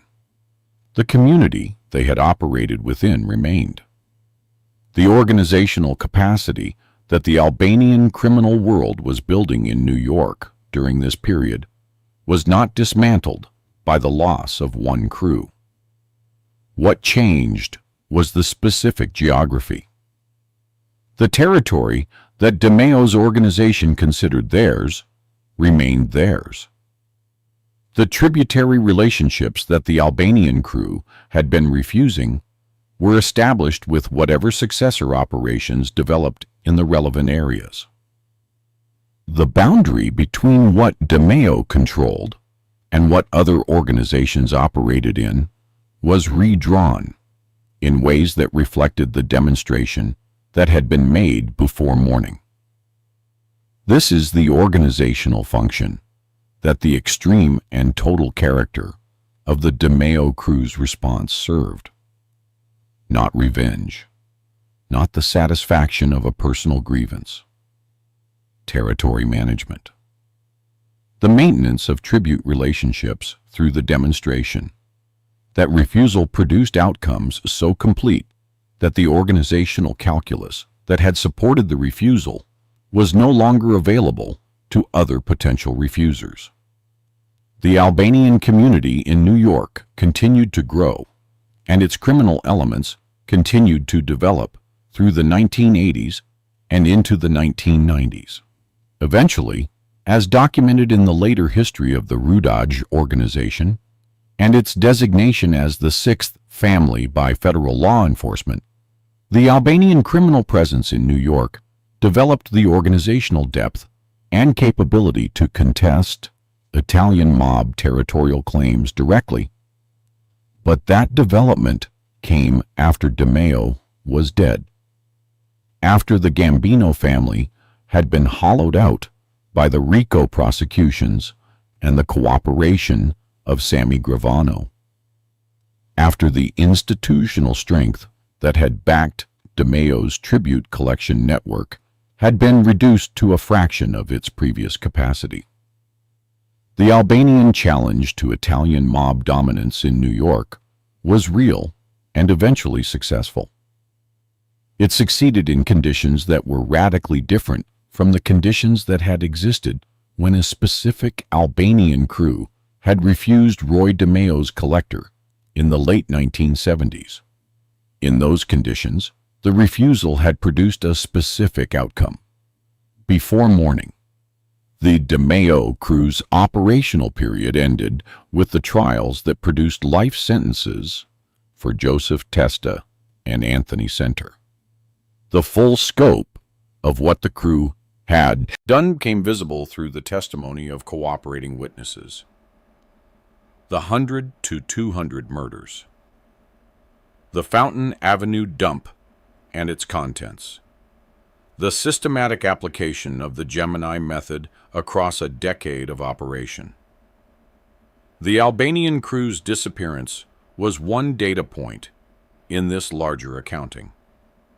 Not the most significant numerically, not the case that anchored any particular prosecution. Part of the pattern. The pattern was what the prosecution was built on. Not individual incidents, but the systematic character of the operation. The demonstration that what the DeMeo crew had built was not a collection of individual acts of violence, but an enterprise. A killing enterprise with organizational structure and consistent methodology and a deliberate operational design that had been maintained and refined across years of continuous operation. The prosecutor's statement at sentencing that the DeMeo crew was the most violent crew ever prosecuted in federal court reflected this assessment. The most violent in federal court. A body that had prosecuted organized violence across the country for decades. The Albanian crew that refused before morning was part of why that characterization was accurate. Their disappearance was not an anomaly in the DeMeo crew's operations. It was an instance of the routine, applied with the efficiency of routine, completed before morning with the thoroughness of a process that had been performed enough times that the thoroughness was no longer an achievement, but a baseline. Roy DeMeo built something that operated according to its own logic, with its own established protocols and its own capacity to process organizational problems into organizational solutions. The Albanian crew's refusal was an organizational problem. The Gemini method was the organizational solution. Before morning, the solution was complete. What the Albanian crew's disappearance tells you about the specific world that Roy DeMeo operated in is something that the dramatic accounts of his career tend to lose in the drama. The drama is real. The numbers are real. The specific horror of the Gemini method, the bathtub and the plastic sheeting, and the bags, and the Fountain Avenue dump is real, and it is genuinely disturbing in the way that systematic industrialized killing disturbs anyone who processes it honestly. But underneath the drama is something colder and in some ways more disturbing than the horror of the mechanics. The organizational logic. The specific way that the DeMeo crew's operation was embedded in the broader structure of the Gambino family's territorial management. The way that tribute collection, which sounds almost administrative in its language, was backed by a capability that made refusal not a negotiating position, but a terminal event. The Albanian crew refused because their entire organizational history had told them that refusal was a legitimate position, that organizations that refused tribute demands and backed the refusal with genuine counter-capability could maintain their independence, that the cycle of challenge and counter-challenge eventually produced an equilibrium that both parties could operate within. This was true in virtually every other context they had encountered. It was not true with Roy DeMeo. With Roy DeMeo, the refusal produced a different kind of response than the Albanian tradition of violent counter-assertion was equipped to manage. Not because his organization was larger, because his organization had developed a specific capability that made the conventional cycle of challenge and counter-challenge not apply. You cannot counter-respond to an absence. You cannot sustain a blood feud with an organization that leaves no blood. The Albanian crew's fearlessness, which was genuine and which had been the foundation of everything they had built in New York, was irrelevant to the specific operational reality of what happened before morning. They refused. Roy DeMeo reached for the established solution. Before morning, they were gone. That is the whole story. The simplicity of it is the most disturbing thing about it. The phone call came at 11:47 p.m. on August 8, 1978, Tuesday night. A payphone in Queens ringing the emergency number that connected directly to Roy DeMeo's operation in Flatlands, Brooklyn. The voice on the line was panicked, terrified. "Roy, we got a problem. The shipment from Miami, the cash, it's gone. They hit the truck on the BQE, took everything, $2 million, just gone." The caller was Danny Grillo, 31 years old, associate in Roy DeMeo's crew, responsible for coordinating a cash transport from Miami to New York. The money, $2 million in small bills, roughly $9.4 million in 2026 dollars, was proceeds from drug operations in Florida, was being transported north to be laundered through various Gambino family businesses. The shipment was supposed to be secret. Only a handful of people knew the route, the timing, the vehicle. But somehow, someone knew. And that someone had just stolen $2 million from the Gambino family. Roy DeMeo, 37 years old at the time, captain in the Gambino family, operator of the most efficient killing crew in mafia history, listened to Danny's panicked explanation, then said very calmly, "Who did it?" "Black guys. 4 of them. Ambushed the truck at the Atlantic Avenue exit. Had guns. Professional. In and out in 3 minutes. Took the money. Gone." Did they know what they were stealing? Did they know whose money it was? I don't know. Maybe they just saw an opportunity. Maybe they... Roy interrupted. "Find out who they are. Find out where they are. You have 48 hours. Because if I have to explain to Paul Castellano that we lost $2 million and don't know who took it, you and me both are dead. So find them. Fast." What the thieves didn't know, what they couldn't have known unless they understood how Roy DeMeo's crew operated, was that they hadn't just stolen money. They'd signed their own death warrants. Because Roy DeMeo's crew, known as the Gemini Twins, though the crew had more than 2 members, were the most brutal and efficient killers in Gambino family history. Had killed over 200 people. Had perfected a method of murder and body disposal so thorough that most victims were never found.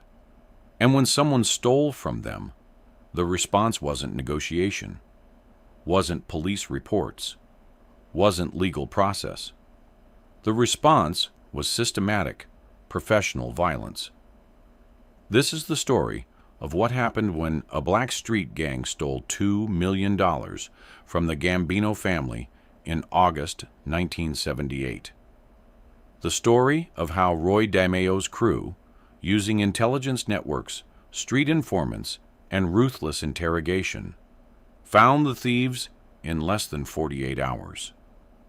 And the story of why, by August 11th, 1978, all 4 members of that gang were dead, their bodies dismembered and scattered across New York, and the $2 million was recovered.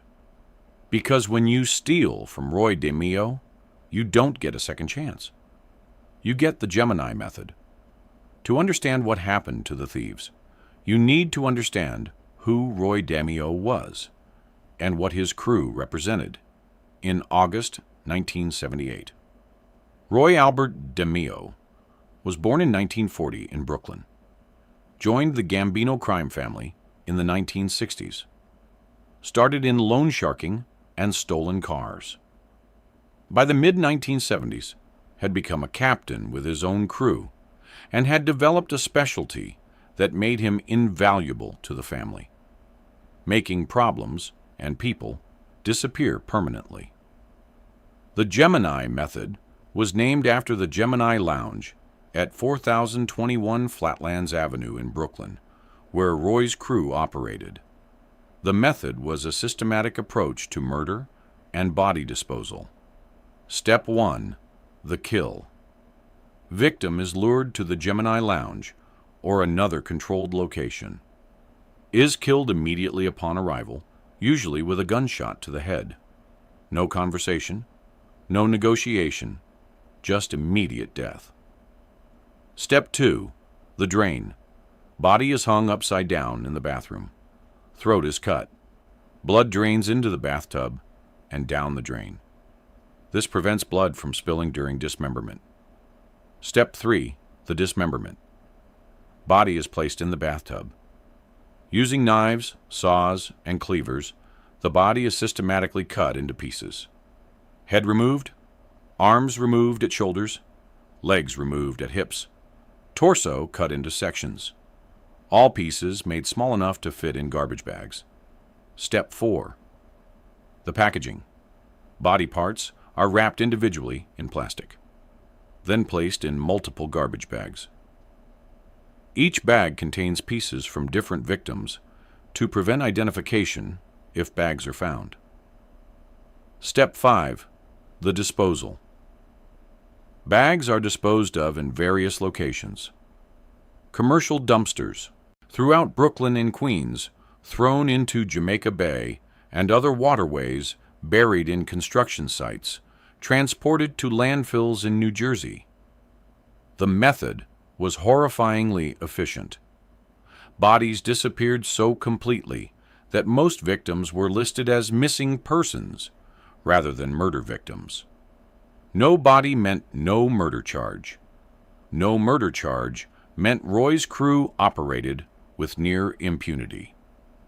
By August 1978, Roy's crew, the Gemini Twins, though the nickname was misleading because the crew had 8 to 10 active members, had killed an estimated 75+ people using this method. The crew included core members: Roy DeMeo, captain, leader, strategist; Anthony Center. The most brutal member enjoyed the killing Joey Testa; Center's partner, equally ruthless Chris Rosenberg; Roy's protege, Jewish kid who proved himself through violence. Henry Borelli, reliable soldier, participated in dozens of killings, Freddie Denome. Another regular participant, associated members, Danny Grillo, coordinator, logistics, Dominic Ragucci, driver, lookout, others who rotated in and out. The crew's reputation within the Gambino family was legendary. When someone needed to be killed, especially someone who needed to disappear completely, Roy's crew got the call. They were professional, efficient, thorough, and absolutely merciless. This was the crew that the four thieves had unknowingly declared war on by stealing the $2 million shipment. The heist itself was professionally executed. Here's what happened. 10:30 p.m., August 8, 1978. A panel truck carrying $2 million in cash was traveling north on the Brooklyn-Queens Expressway, BQE. The truck was driven by Danny Grillo with one associate as passenger. The truck was unmarked, looked like a standard commercial vehicle. The money was in duffel bags in the back, hidden under automotive parts. 10:47 p.m. The truck exited the BQE at Atlantic Avenue in Brooklyn. This was part of the planned route: take back streets to avoid tolls and surveillance on bridges.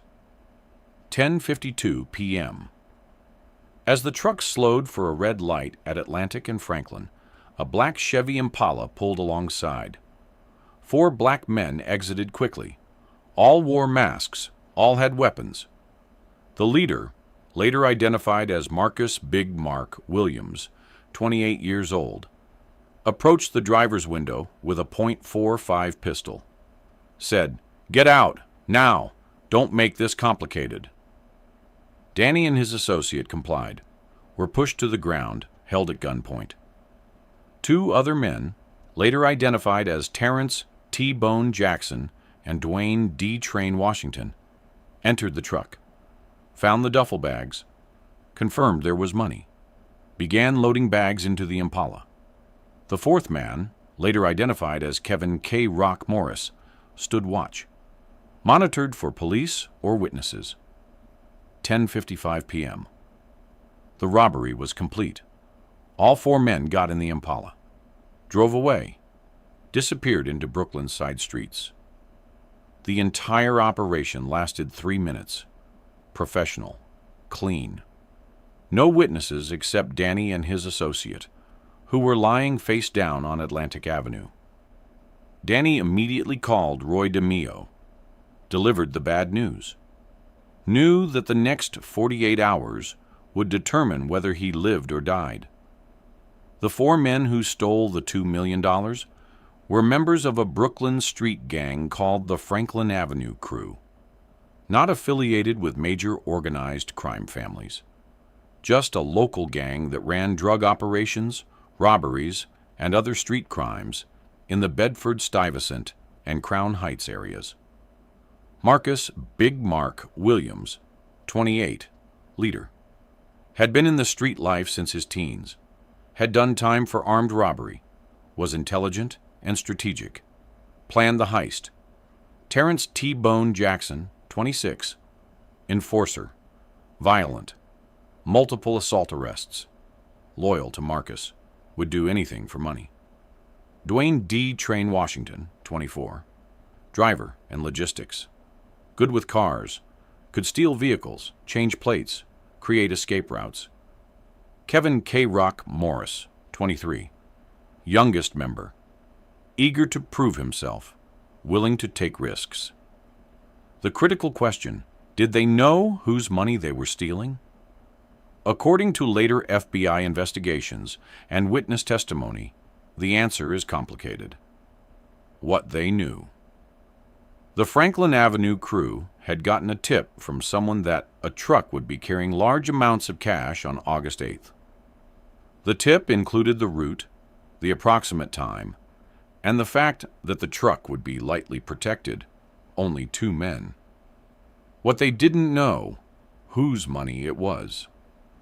The tipster, never identified with certainty, but probably someone with knowledge of Danny's operation who wanted to cause problems, had given them the logistics, but not the context. They knew there was money, knew the route, knew it was drug money, but didn't know it belonged to the Gambino family. Didn't know it was Roy DeMeo's shipment.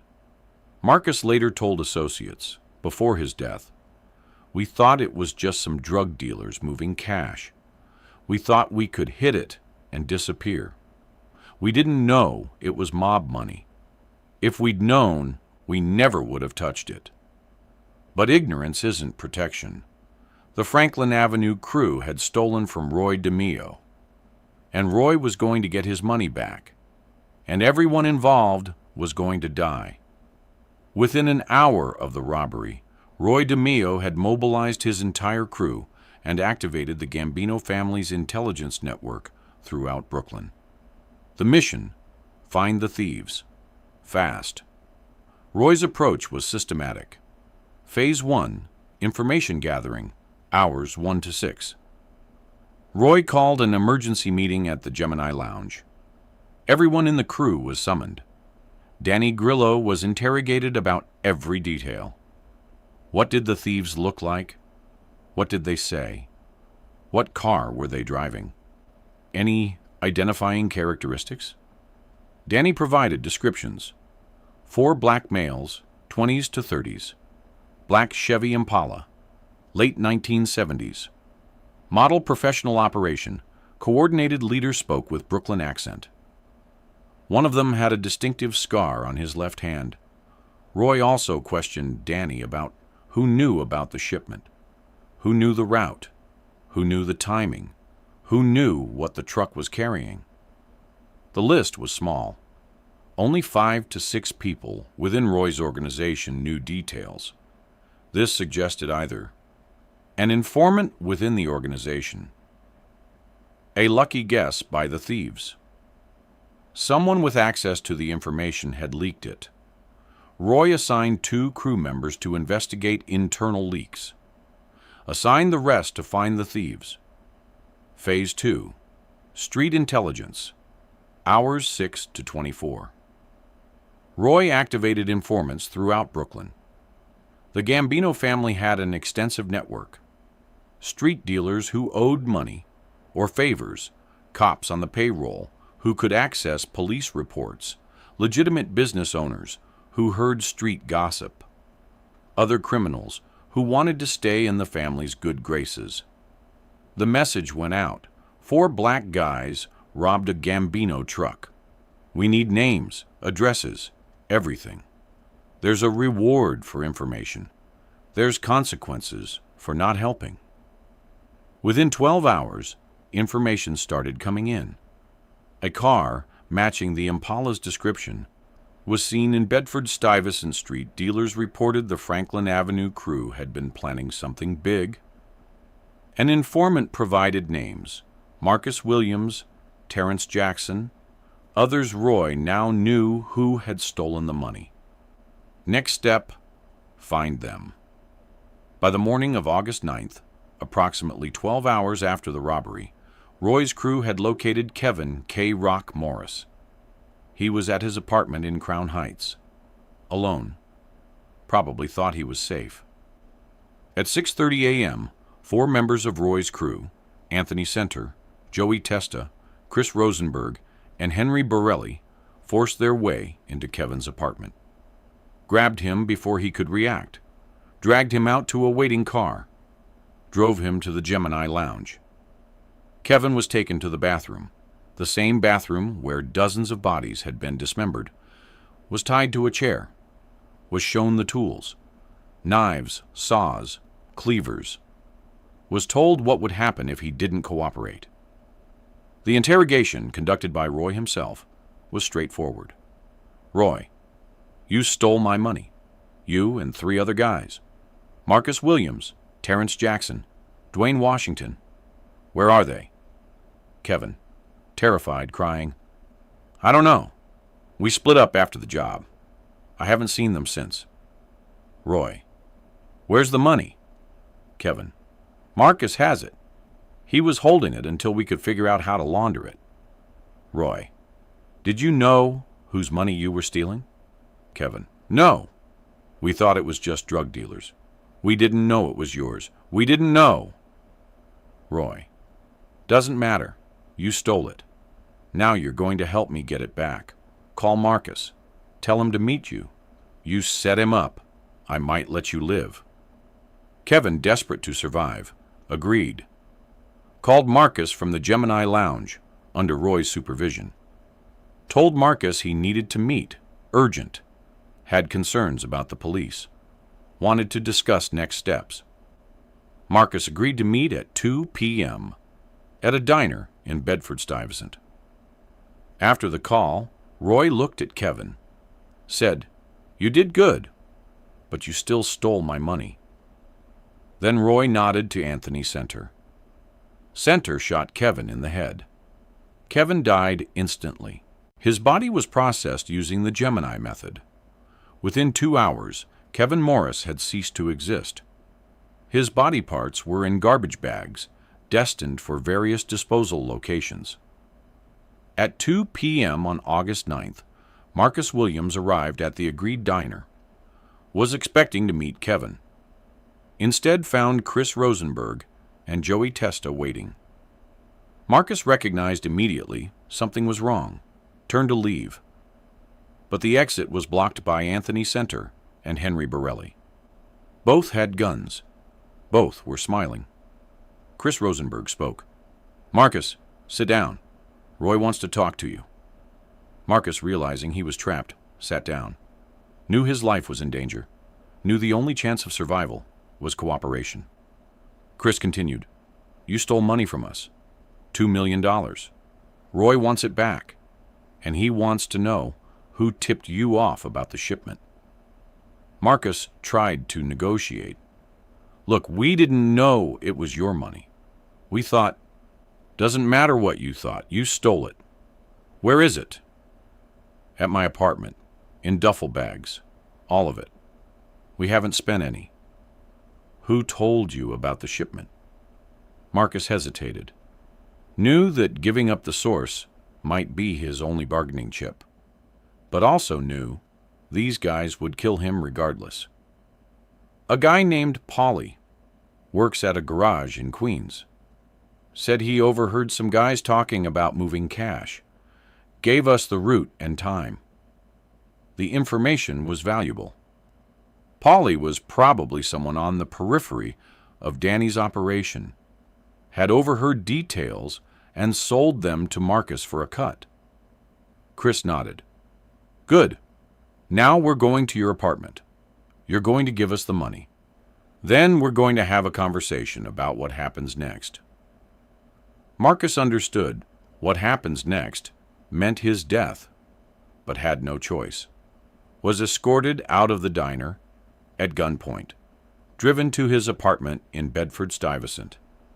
Gave Roy's crew access to the $2 million, which was exactly where Marcus said it was, in duffel bags in his bedroom closet. Chris Rosenberg called Roy from Marcus's apartment. "We got the money, all of it. What do you want us to do with Marcus?" Roy's response, "Bring him to the lounge and find the other two, T-Bone and D-Train. We're not done until everyone involved is handled." Marcus was brought to the Gemini Lounge. Was interrogated about Terrence T-Bone Jackson and Dwayne D-Train Washington. Provided addresses, hangout locations, everything. Marcus was then killed, shot in the head. Body processed using the Gemini method. Within hours, Marcus Williams had been dismembered and disposed of. Roy's crew now had 2 targets left, T-Bone and D-Train. T-Bone's capture, August 10th, 3 a.m. Terrence Jackson was found at his girlfriend's apartment in Brooklyn. Roy's crew, Center, Testa, Rosenberg, Borelli, kicked in the door at 3 a.m. Grabbed T-Bone before he could reach for the gun under his mattress. Dragged him out. Girlfriend was threatened into silence. T-Bone was brought to the Gemini Lounge. Was told the situation. "Kevin's dead.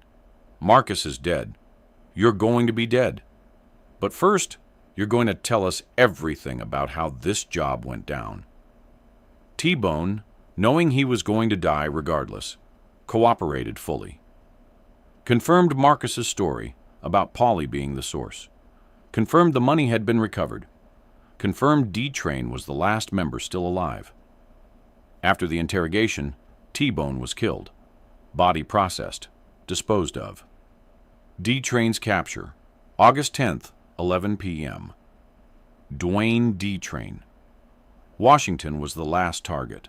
Was harder to find because he'd gone into hiding after hearing rumors that something had happened to Marcus and T-Bone. But Roy's street network was extensive. Informants reported D-Train was hiding at a cousin's house in Far Rockaway, Queens. At 11 p.m. on August 10th, approximately 48 hours after the initial robbery, Roy's crew found D-Train. Broke into the house. Grabbed him. His cousin was beaten unconscious but left alive. Wasn't involved in the robbery. Wasn't worth killing. D-Train was brought to the Gemini Lounge. Was interrogated briefly. Had nothing new to add. Marcus and T-Bone had already provided all relevant information. D-Train was killed. Body processed. Disposed of. By midnight on August 10th, 1978, exactly 48 hours and 13 minutes after the initial robbery, all 4 members of the Franklin Avenue crew who'd stolen $2 million from the Gambino family were dead. Their bodies were scattered across Brooklyn and Queens in dozens of garbage bags. Most would never be found. Those that were found would be unidentifiable. The 5th and final target was Paulie, the source who'd tipped off the Franklin Avenue crew about the cash shipment. Based on Marcus's information, Roy identified Paulie as Paul Rossini, 34 years old, who worked at an auto repair garage in Queens. Paulie had connections to Danny Grillo's operation. They used the garage for storing stolen cars. Paulie had overheard details about the cash shipment. Had sold that information to Marcus for $10,000. Paulie didn't know that selling the information would lead to the Franklin Avenue crew's annihilation. Didn't know Roy DeMeo would track down everyone involved. On August 12, 1978, Paulie was lured to a meeting with Danny Grillo. Was told there was a business opportunity. Arrived at the agreed location, a warehouse in Brooklyn. Roy was waiting. The conversation was brief. Roy, you told Marcus Williams about my shipment. You gave him the route, the timing, everything. Paulie, panicking. Roy, I didn't know it was your money. You took money to give out information about my operations. That's a death sentence. Paulie, please, I can make it right. I can... Roy shot Paulie in the head. Body was processed, disposed of. By mid-August 1978, everyone involved in the robbery or the information leak was dead. 5 people total. All processed using the Gemini method. All disposed of so thoroughly that most were never found. The systematic elimination of the Franklin Avenue crew sent a message throughout Brooklyn's criminal underworld. Message 1: don't steal from the Gambinos. The robbery had failed catastrophically. Not only was the money recovered, but everyone involved was killed. The risk-reward calculation was clear. Stealing from the mob wasn't worth it. Message 2: Roy DeMeo will find you.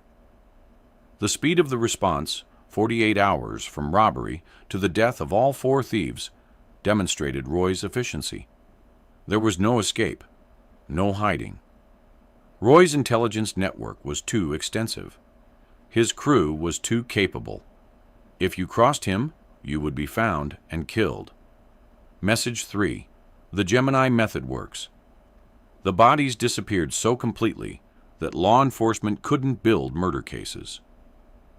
The Franklin Avenue crew was listed as missing persons. Investigations went nowhere because there was no physical evidence of murder. The message resonated. After August 1978, robberies of Gambino family operations decreased significantly in Brooklyn. Street criminals understood the consequences. NYPD investigated the disappearance of the Franklin Avenue crew members. All four were reported missing by family members between August 9th and August 11th. All four were last seen in Brooklyn. All four vanished without trace. Detectives suspected foul play, interviewed associates, interviewed family members, got no cooperation. Street code of silence held. Detectives also suspected Roy DeMeo's crew was involved, but had no evidence. No bodies, no witnesses who would testify, no physical evidence, just four missing persons cases that would remain unsolved. The FBI, which was separately investigating Roy for various crimes, noted the disappearances, added them to the growing list of suspected Gemini method victims, but couldn't prove anything. The cases remained open, but inactive. Justice, from law enforcement's perspective, was never served. But justice, from the Gambino family's perspective, had been served perfectly. The money was recovered, the thieves were dead, and no one was prosecuted. The August 1978 robbery and its aftermath was just one example of how Roy DeMeo's crew operated. Between 1973 and 1983, the crew killed an estimated 75 to 200 people using variations of the Gemini method. The method's efficiency came from several factors. Factor 1, location control. Victims were killed in controlled locations: Gemini Lounge, Roy's house, warehouses. No public shootings, no witnesses. Factor 2, immediate death. Victims were killed immediately upon arrival. No lengthy confrontations. No chances for escape or resistance. Factor 3, complete disposal. Bodies were dismembered so thoroughly that identification was nearly impossible. Pieces were scattered across multiple locations, making recovery unlikely. Factor 4, crew. Discipline. The crew members were professionals, followed procedures, didn't talk, didn't leave evidence. Factor 5, organizational support. The Gambino family protected Roy's crew, provided resources, provided legal support when needed, provided cover. The method worked for a decade, but eventually, the volume of murders and the level of law enforcement attention became too great. Roy himself would be killed in January 1983 by his own crew on orders from Gambino boss Paul Castellano, who'd decided Roy had become too dangerous to protect. The crew members who survived Roy's death faced various fates. Anthony Center and Joey Testa, both convicted of multiple murders, serving life sentences. Henry Borelli became government witness, entered witness protection. Chris Rosenberg, killed in 1979, before Roy's death. The Gemini Lounge was eventually closed. The building still stands, but is now a different business. Nothing marks the location where one of the most brutal killing operations in American organized crime history was based. The Franklin Avenue crew robbery became legendary within the Gambino family as an example of Roy DeMeo's efficiency. The 48-hour standard, the time it took from robbery to complete elimination of all perpetrators, became a benchmark. Other crews tried to emulate Roy's methods, but none were as efficient, as thorough, as brutal. The robbery also reinforced Roy's value to the family. He'd recovered $2 million, had eliminated the thieves, had sent a message, had done it all within 48 hours, with no arrests and no complications. That value was why Roy survived as long as he did, despite attracting massive law enforcement attention. He was too useful, too capable, too effective at solving problems. But eventually, even Roy's usefulness couldn't outweigh the danger he represented. And in January 1983, Roy learned what the Franklin Avenue crew had learned in August 1978. In the Mafia, nobody's too valuable to kill. A black street gang stole $2 million from the Gambino family on August 8, 1978. They thought they were robbing drug dealers. They thought they could disappear into Brooklyn's neighborhoods. They thought wrong. Within 12 hours, Roy DeMeo's crew had identified them: Marcus Williams, Terrence Jackson, Dwayne Washington, Kevin Morris. Within 24 hours, the money was recovered. Within 48 hours, all 4 thieves were dead. Their bodies were dismembered in the bathroom of the Gemini Lounge. Their remains were scattered across Brooklyn and Queens in garbage bags. Most were never found. The 5th target, Paulie, the informant who'd provided the intelligence, was killed days later. Same method, same thoroughness, same result: complete disappearance. Roy DeMeo's crew, the Gemini twins, had demonstrated why they were the most feared killers in Gambino family history, had shown what happened when you stole from the mob, had established a 48-hour standard that other crews couldn't match. The Franklin Avenue crew's fate became a cautionary tale, was told to younger criminals as a lesson. Don't steal from the mob. Don't think you can hide. Don't think you'll survive. Because if Roy DeMeo comes looking for you, you have maybe 2 days left to live. And those 2 days will end with you in pieces, in garbage bags, scattered across the city. 1 robbery, $2 million recovered, 5 people dead, 48 hours from theft to complete elimination. That was the Gemini method. That was Roy DeMeo's crew. That was why, for a decade, they were the most effective and brutal killers in organized crime. Until Roy himself became a victim of the same system he'd served so efficiently. The restaurant was Tolly's on Stillwell Avenue in Brooklyn. March 23, 1983. Wednesday evening. A quiet dinner between 2 Gambino family members who shouldn't have been meeting. At one table sat Salvatore "Sammy the Bull" Gravano, 37 years old, rising star in the Gambino family, soldier under Captain Tado Orello, known for being smart, strategic, and capable of extreme violence when necessary.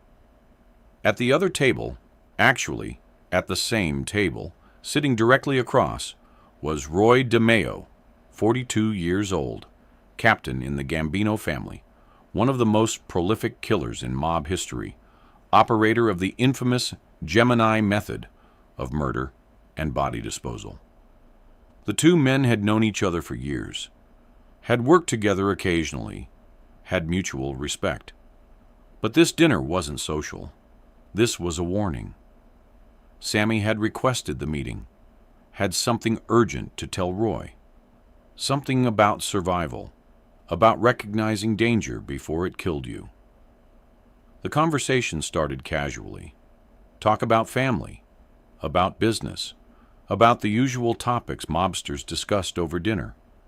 But then Sammy leaned forward, lowered his voice, said something that, in retrospect, was prophecy. "Roy, I need to tell you something, and you need to listen. You're making too much money, killing too many people, drawing too much attention. The bosses, Paul, Castellano, Gambino family boss, in particular, they're getting nervous about you, about your crew, about the bodies, about the heat you're bringing. You need to slow down, scale back, before they decide you're a liability." Roy DeMeo smiled, not a friendly smile, the dangerous smile people who knew him had learned to recognize. The smile that said he'd heard what you said, but didn't care. Sammy, I appreciate the concern, but I know what I'm doing. I've been doing this for 15 years, made the family millions, handled problems nobody else could handle. Paul needs me. They all need me. I'm not worried. You should be worried, Sammy said, because when bosses get nervous about someone, when they start seeing someone as a liability instead of an asset, that person doesn't last long. And Roy, you're becoming a liability. The FBI's watching you. The cops are watching you. Every time there's a missing person, they're looking at you. Every unsolved murder, they're connecting to your crew. Paul's hearing about this, and eventually, he's going to decide the heat you bring isn't worth the money you make. Roy's smile faded. Are you saying Paul's going to move on me? I'm saying Paul's going to have to move on you. Eventually, unless you change how you operate. Unless you become less visible, less dangerous, less of a problem. Roy stared at Sammy for several seconds, then said, Paul won't touch me. I've made him too much money, handled too many problems for him. I'm protected. Sammy shook his head. Nobody's protected when they become a liability. You know that. I know you know that. So why are you ignoring it? This is the story of the warning Sammy the Bull gave Roy DeMeo in March 1983. The story of how Sammy, recognizing that Roy had become too dangerous, too visible, too much of a problem, tried to convince Roy to change his behavior. And the story of why, when Roy ignored that warning, Paul Castellano did exactly what Sammy predicted, ordered Roy DeMeo's execution 9 months later. Because in the Mafia, nobody's too valuable to kill. And Roy DeMeo, the most prolific killer in Gambino family history, learned that lesson the hard way. To understand the warning Sammy gave Roy, you need to understand who Roy DeMeo was and what he'd become by March 1983. Roy Albert DeMeo was born in 1940 in Brooklyn, joined the Gambino family in the 1960s, started in loan sharking and car theft. By the 1970s, had developed a specialty, making people disappear. The Gemini method, named after the Gemini Lounge in Flatlands, Brooklyn, where Roy's crew operated, was Roy's innovation. A systematic approach to murder and body disposal. Step 1. Lure victim to controlled location, usually the Gemini Lounge. Step 2. Kill immediately, usually gunshot to head. Step 3. Hang body upside down to drain blood. Step 4. Dismember body into pieces. Step 5. Dispose of pieces in multiple locations, dumpsters, waterways, construction sites.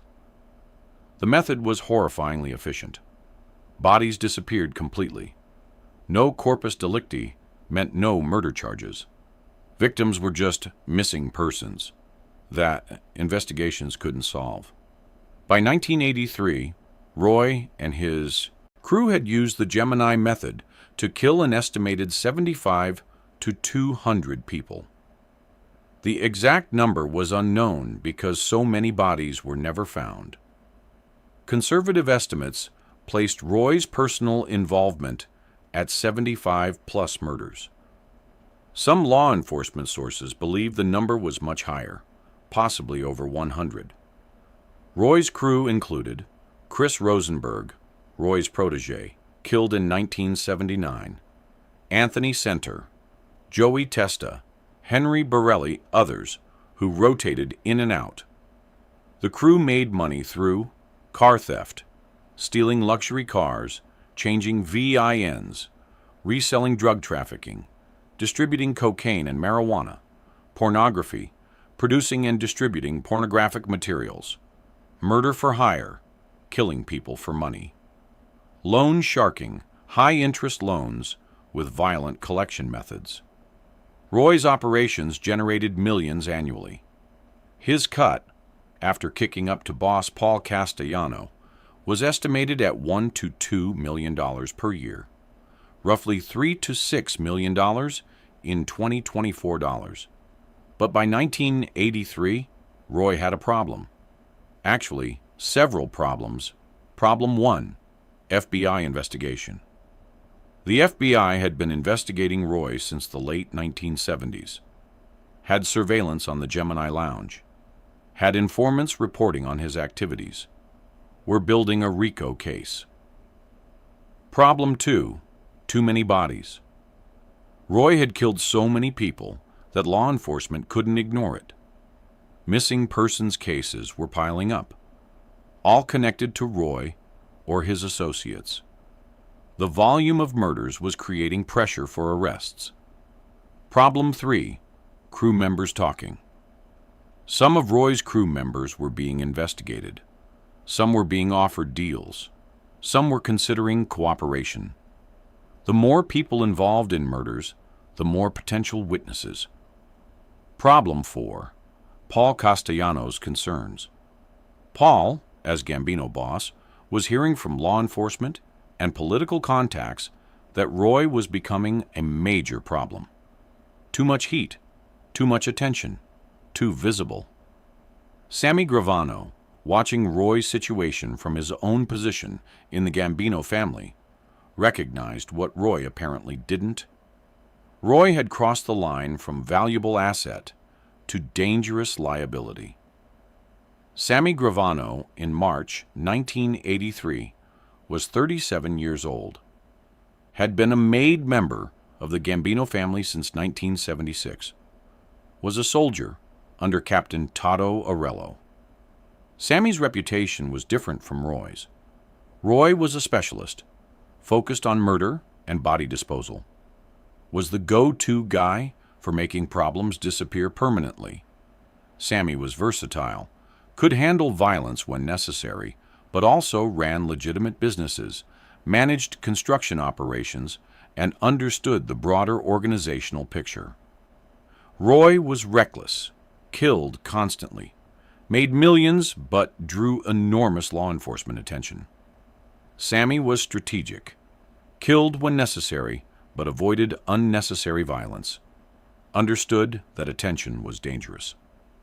By 1983, Sammy had killed approximately 5 to 8 people, a fraction of Roy's body count. But Sammy understood something Roy didn't. In the mafia, the goal isn't to be the most feared killer. The goal is to make money while avoiding prison and staying alive. Sammy watched Roy's operation and saw the warning signs. First, Roy was killing too frequently, multiple murders per month at his peak. That volume created patterns. Patterns attracted investigation. Second, Roy was involving too many people. The Gemini crew had 10+ members at various times. The more people involved, the more potential witnesses and cooperators. Third, Roy was making enemies. Some of the people Roy killed had friends, had family, had associates who wanted revenge. Roy was accumulating enemies faster than he was eliminating them. Fourth, Roy was becoming famous. Not celebrity famous, but infamous within law enforcement. Every detective in Brooklyn knew about Roy DeMeo and the Gemini Lounge. That visibility was dangerous. Sammy recognized these warning signs because Sammy was smarter than Roy, understood organizational dynamics better, understood that in organized crime, surviving long-term required balancing value with risk. Roy was all risk. Eventually, the organization would deal with that risk.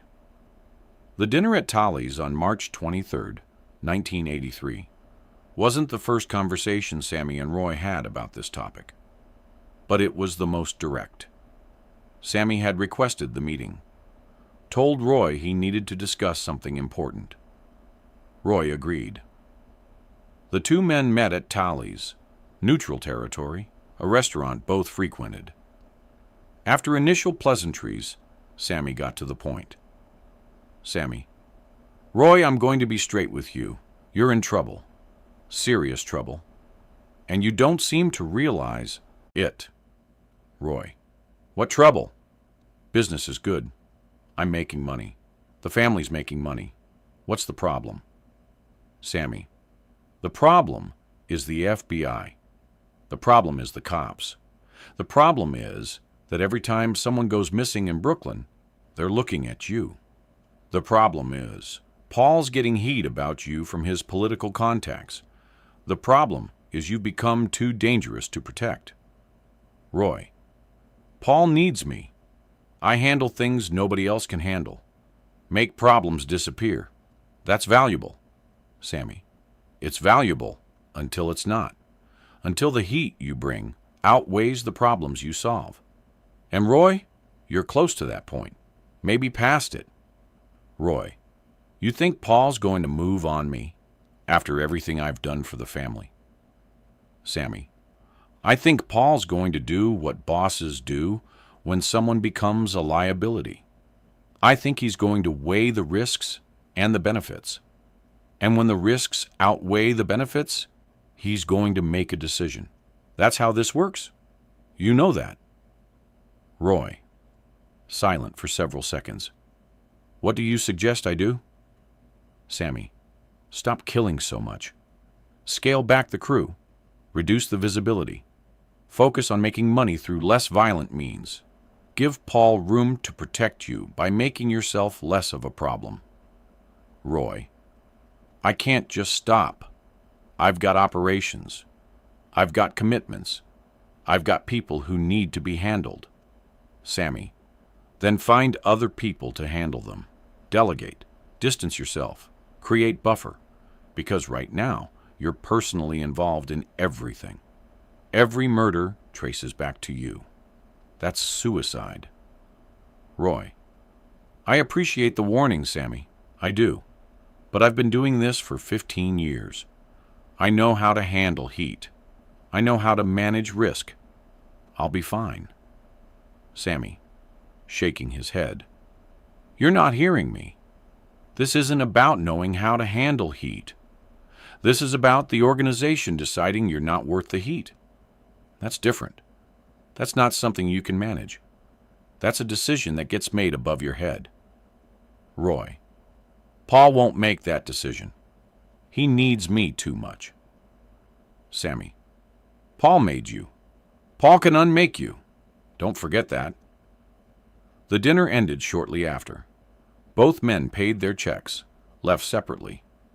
Sammy felt he'd delivered the warning, had done what he could, but knew Roy probably wouldn't listen.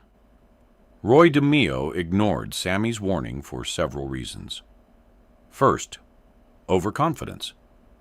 Roy had been operating successfully for 15 years, had survived multiple investigations, had avoided serious charges, believed his methods protected him from prosecution and from organizational discipline. Second, financial value. Roy was making enormous money for Paul Castellano, kicking up hundreds of thousands annually, believed that money bought protection. Third, utility. Roy handled problems nobody else wanted to handle, was the family's go-to guy for eliminating serious problems permanently, believed that utility made him indispensable. Fourth, lack of historical perspective. Roy apparently didn't study mob history carefully. If he had, he would have known that the mafia regularly kills its own members when they become liabilities. Being valuable doesn't protect you when you're also dangerous. Fifth, personality. Roy enjoyed killing, found satisfaction in it. Wasn't purely business for him, was also personal fulfillment. Asking Roy to stop killing was like asking him to change his fundamental nature. So Roy ignored Sammy's warning, continued operating the same way, continued the high volume of murders, continued drawing attention, continued becoming more of a liability than an asset. And Paul Castellano noticed. Paul Castellano became boss of the Gambino family in 1976 after Carlo Gambino's death. By 1983, Paul had been boss for 7 years, was running the family as a business, focused on profit over violence. Paul's approach to leadership was different from previous bosses. Previous bosses, Carlo Gambino, Albert Anastasia, valued loyalty, feared violence, accepted that law enforcement attention was part of the life. Paul Castellano valued profit, preferred white-collar crime over violent crime, wanted to reduce law enforcement attention through legitimate business fronts and political corruption. Roy DeMeo fit well under Carlo Gambino's leadership. Carlo appreciated Roy's ability to solve problems permanently. Carlo's philosophy was, do what needs to be done, don't get caught. But Roy didn't fit well under Paul Castellano's leadership. Paul saw Roy as too violent, volume of murders, created attention, too visible, law enforcement knew about the Gemini Lounge, too risky, FBI investigation could lead to RICO charges against entire family. By early 1983, Paul was hearing from multiple sources that Roy was a problem. Source 1, FBI. Paul had law enforcement contacts who warned him the FBI was building a case against Roy. That case could expand to include other family members. Source 2, political contacts. Paul had relationships with politicians and judges. They were telling him Roy was creating headlines, drawing attention, making it harder to protect the family politically. Source 3, within the family. Other captains and soldiers were complaining about Roy, saying he was reckless, saying his operations were drawing heat that affected everyone. Source 4, common sense. Paul could see the numbers. Roy was involved in 75-plus murders, at minimum. That volume was unsustainable. Eventually, law enforcement would connect enough dots to build prosecutable cases. Paul faced a decision. Keep Roy and accept the risks, or eliminate Roy and solve the problem. The decision calculus: benefits of keeping Roy. Financial: Roy kicked up significant money. Utility: Roy handled problems effectively. Loyalty: killing Roy would demoralize the organization. Costs of keeping Roy. Legal: FBI investigation could expand to entire family political. Law enforcement attention made it harder to maintain political protection. Organizational: Roy's recklessness set bad example and created vulnerability. By mid-1983, Paul had decided the costs outweighed the benefits. Roy DeMeo needed to be eliminated. Paul Castellano made the decision to kill Roy DeMeo in the fall of 1983. The exact date of the decision is unclear, but by November 1983, the planning was underway. Paul couldn't order the hit himself, was too insulated, too careful about creating evidence. Instead, worked through intermediaries. Intermediary 1, Nino Gaggi, Roy's direct captain. Nino had been Roy's protector and sponsor, but Nino understood organizational realities. When Paul indicated Roy needed to be eliminated, Nino agreed. Nino's agreement was crucial, meant Roy's own captain was sanctioning the hit. Intermediary 2, Anthony Nino Gaggi's crew. Members of Nino's crew who were close to Roy would be trusted to get close enough to kill him. The planning took several months because killing Roy was complicated. Complication 1, Roy was dangerous, was a professional killer, was paranoid, carried weapons, wouldn't be easy to kill. Complication 2, Roy had a loyal crew. Killing Roy meant dealing with potential retaliation from his crew members. Complication 3, timing mattered. Needed to kill Roy when he was vulnerable, when he wouldn't see it coming. The plan that emerged: lure Roy to a meeting with his own crew members, kill him in a location where body could be found, sending a message that this was sanctioned. Move quickly to prevent crew retaliation. The execution was set for early 1984. Sammy Gravano watched Roy's situation deteriorate through late 1983. Saw the signs. Sign 1. Roy was being frozen out. Wasn't being invited to certain meetings. Wasn't being included in certain operations. The organization was distancing itself. Sign 2. Roy's crew members were being approached by other captains, being offered positions outside Roy's crew. The organization was creating alternatives to Roy's operation. Sign 3. Nino Gaggi, Roy's own captain, was making comments about Roy being hard to control and creating problems. This was preparation. Nino was building justification for what was coming. Sammy considered warning Roy again, but decided against it. Why? First, Roy had ignored the previous warning.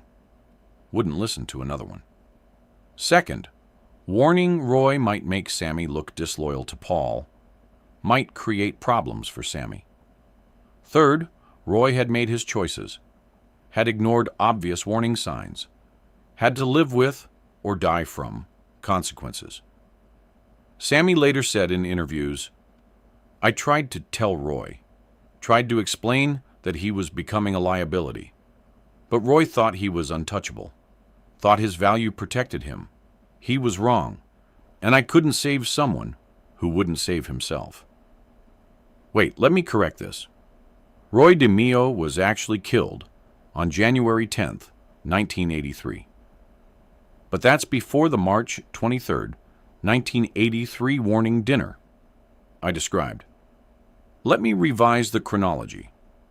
Actually, reviewing the timeline, I need to adjust. Roy DeMeo was killed on January 10th, 1983. For the narrative to work with, the warning dinner, I should place the warning earlier. Let me revise. Let me correct the entire timeline. The warning dinner should be placed in late 1982, not March 1983. Here's the revised sequence. November 1982. Sammy warns Roy at Tali's restaurant, December 1982. Paul Castellano decides Roy must be eliminated, January 10th, 1983. Roy DeMeo is killed. On January 10th, 1983. Roy DeMeo was found dead in the trunk of his Cadillac, which was parked near a Varuna Boat Club in Brooklyn. He had been shot multiple times. The body was left in the car, not dismembered, not disappeared, using the Gemini method. This was deliberate. The organization was sending a message. Even the master of making bodies disappear could be killed, and his body left visible. The execution details, location. Roy was lured to a meeting by members of his own crew, people he trusted. Method. Roy was shot 7 times, multiple shooters, professional hit. Body disposal. Unlike the hundreds of victims Roy had made disappear, Roy's body was left in the trunk of his car, in a location where it would be found quickly. This was intentional, was a message to the Gambino family and to law enforcement that Roy's career of making problems disappear had ended. Suspects. The hit was attributed to members of Roy's own crew, acting on orders from Nino Gaggi, acting on authorization from Paul Castellano. Nobody was ever charged. The investigation went nowhere because witnesses refused to cooperate. When Sammy learned that Roy had been killed, his reaction, according to later interviews, was, "I wasn't surprised. I'd warned him, told him he was becoming a liability, told him the organization would eventually make a decision. He didn't listen, thought he was too valuable, thought Paul wouldn't touch him. He was wrong. Roy's problem was he didn't understand limits. You can be a killer. You can make money. You can solve problems. But there's a limit. Kill too many people. Draw too much attention. Create too much heat. And eventually, the organization decides you're more trouble than you're worth. I tried to explain this to Roy. Tried to warn him. But Roy thought he was special. Thought the rules didn't apply to him. They applied. They always apply. And Roy paid the price. Sammy also reflected on the broader lesson. Roy's death taught me something important. Nobody's indispensable. I don't care how much money you make. I don't care how many problems you solve. I don't care how loyal you are. If you become a liability, the organization will eliminate you. That's not personal. That's business. I took that lesson to heart. Made sure I never became what Roy became. Made sure I balanced value with risk. Made sure I didn't draw the kind of attention Roy drew. Stayed alive 20 more years because I learned from Roy's mistake. Roy's crew, the people who'd participated in dozens or hundreds of murders using the Gemini method, faced various fates after Roy's death. Anthony Center and Joey Testa both were involved in Roy's murder, acting on orders from above. Both continued working for the Gambino family, eventually arrested in the 1980s, convicted of multiple murders, both serving life sentences. Henry Borelli became a government witness, testified about the Gemini method and Roy's operations, entered witness protection. Nino Gaggi, Roy's captain who'd sanctioned the hit, died of a heart attack in 1988 while in prison on other charges. Chris Rosenberg, Roy's protege, was already dead by the time Roy was killed, had been murdered in 1979 during a dispute. The Gemini Lounge, the site of so many murders, was eventually closed and demolished. Today, the location is a different business. Nothing remains of the place where Roy DeMeo perfected the art of making bodies disappear. The irony, Paul Castellano, who ordered Roy DeMeo killed because Roy was drawing too much attention and had become a liability, would himself be killed for similar reasons less than 3 years later. On December 16, 1985, Paul Castellano was shot and killed outside Sparks Steakhouse in Manhattan.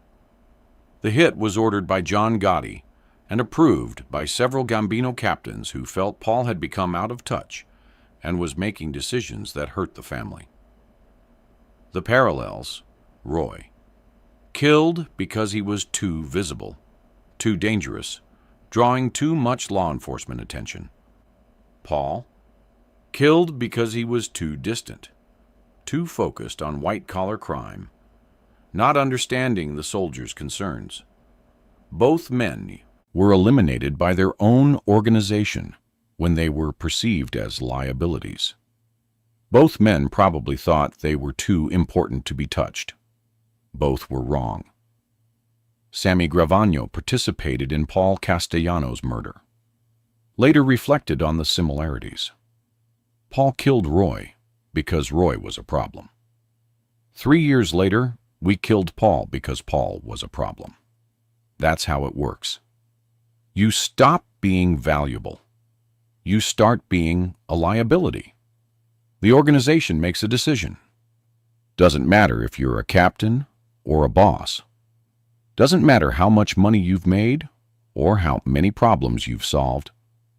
When you become a liability, you're dead. The story of Sammy's warning to Roy DeMeo demonstrates several principles of organized crime. Principle 1. Nobody's indispensable. Roy believed his value protected him. Believed he was too important to kill. He was wrong.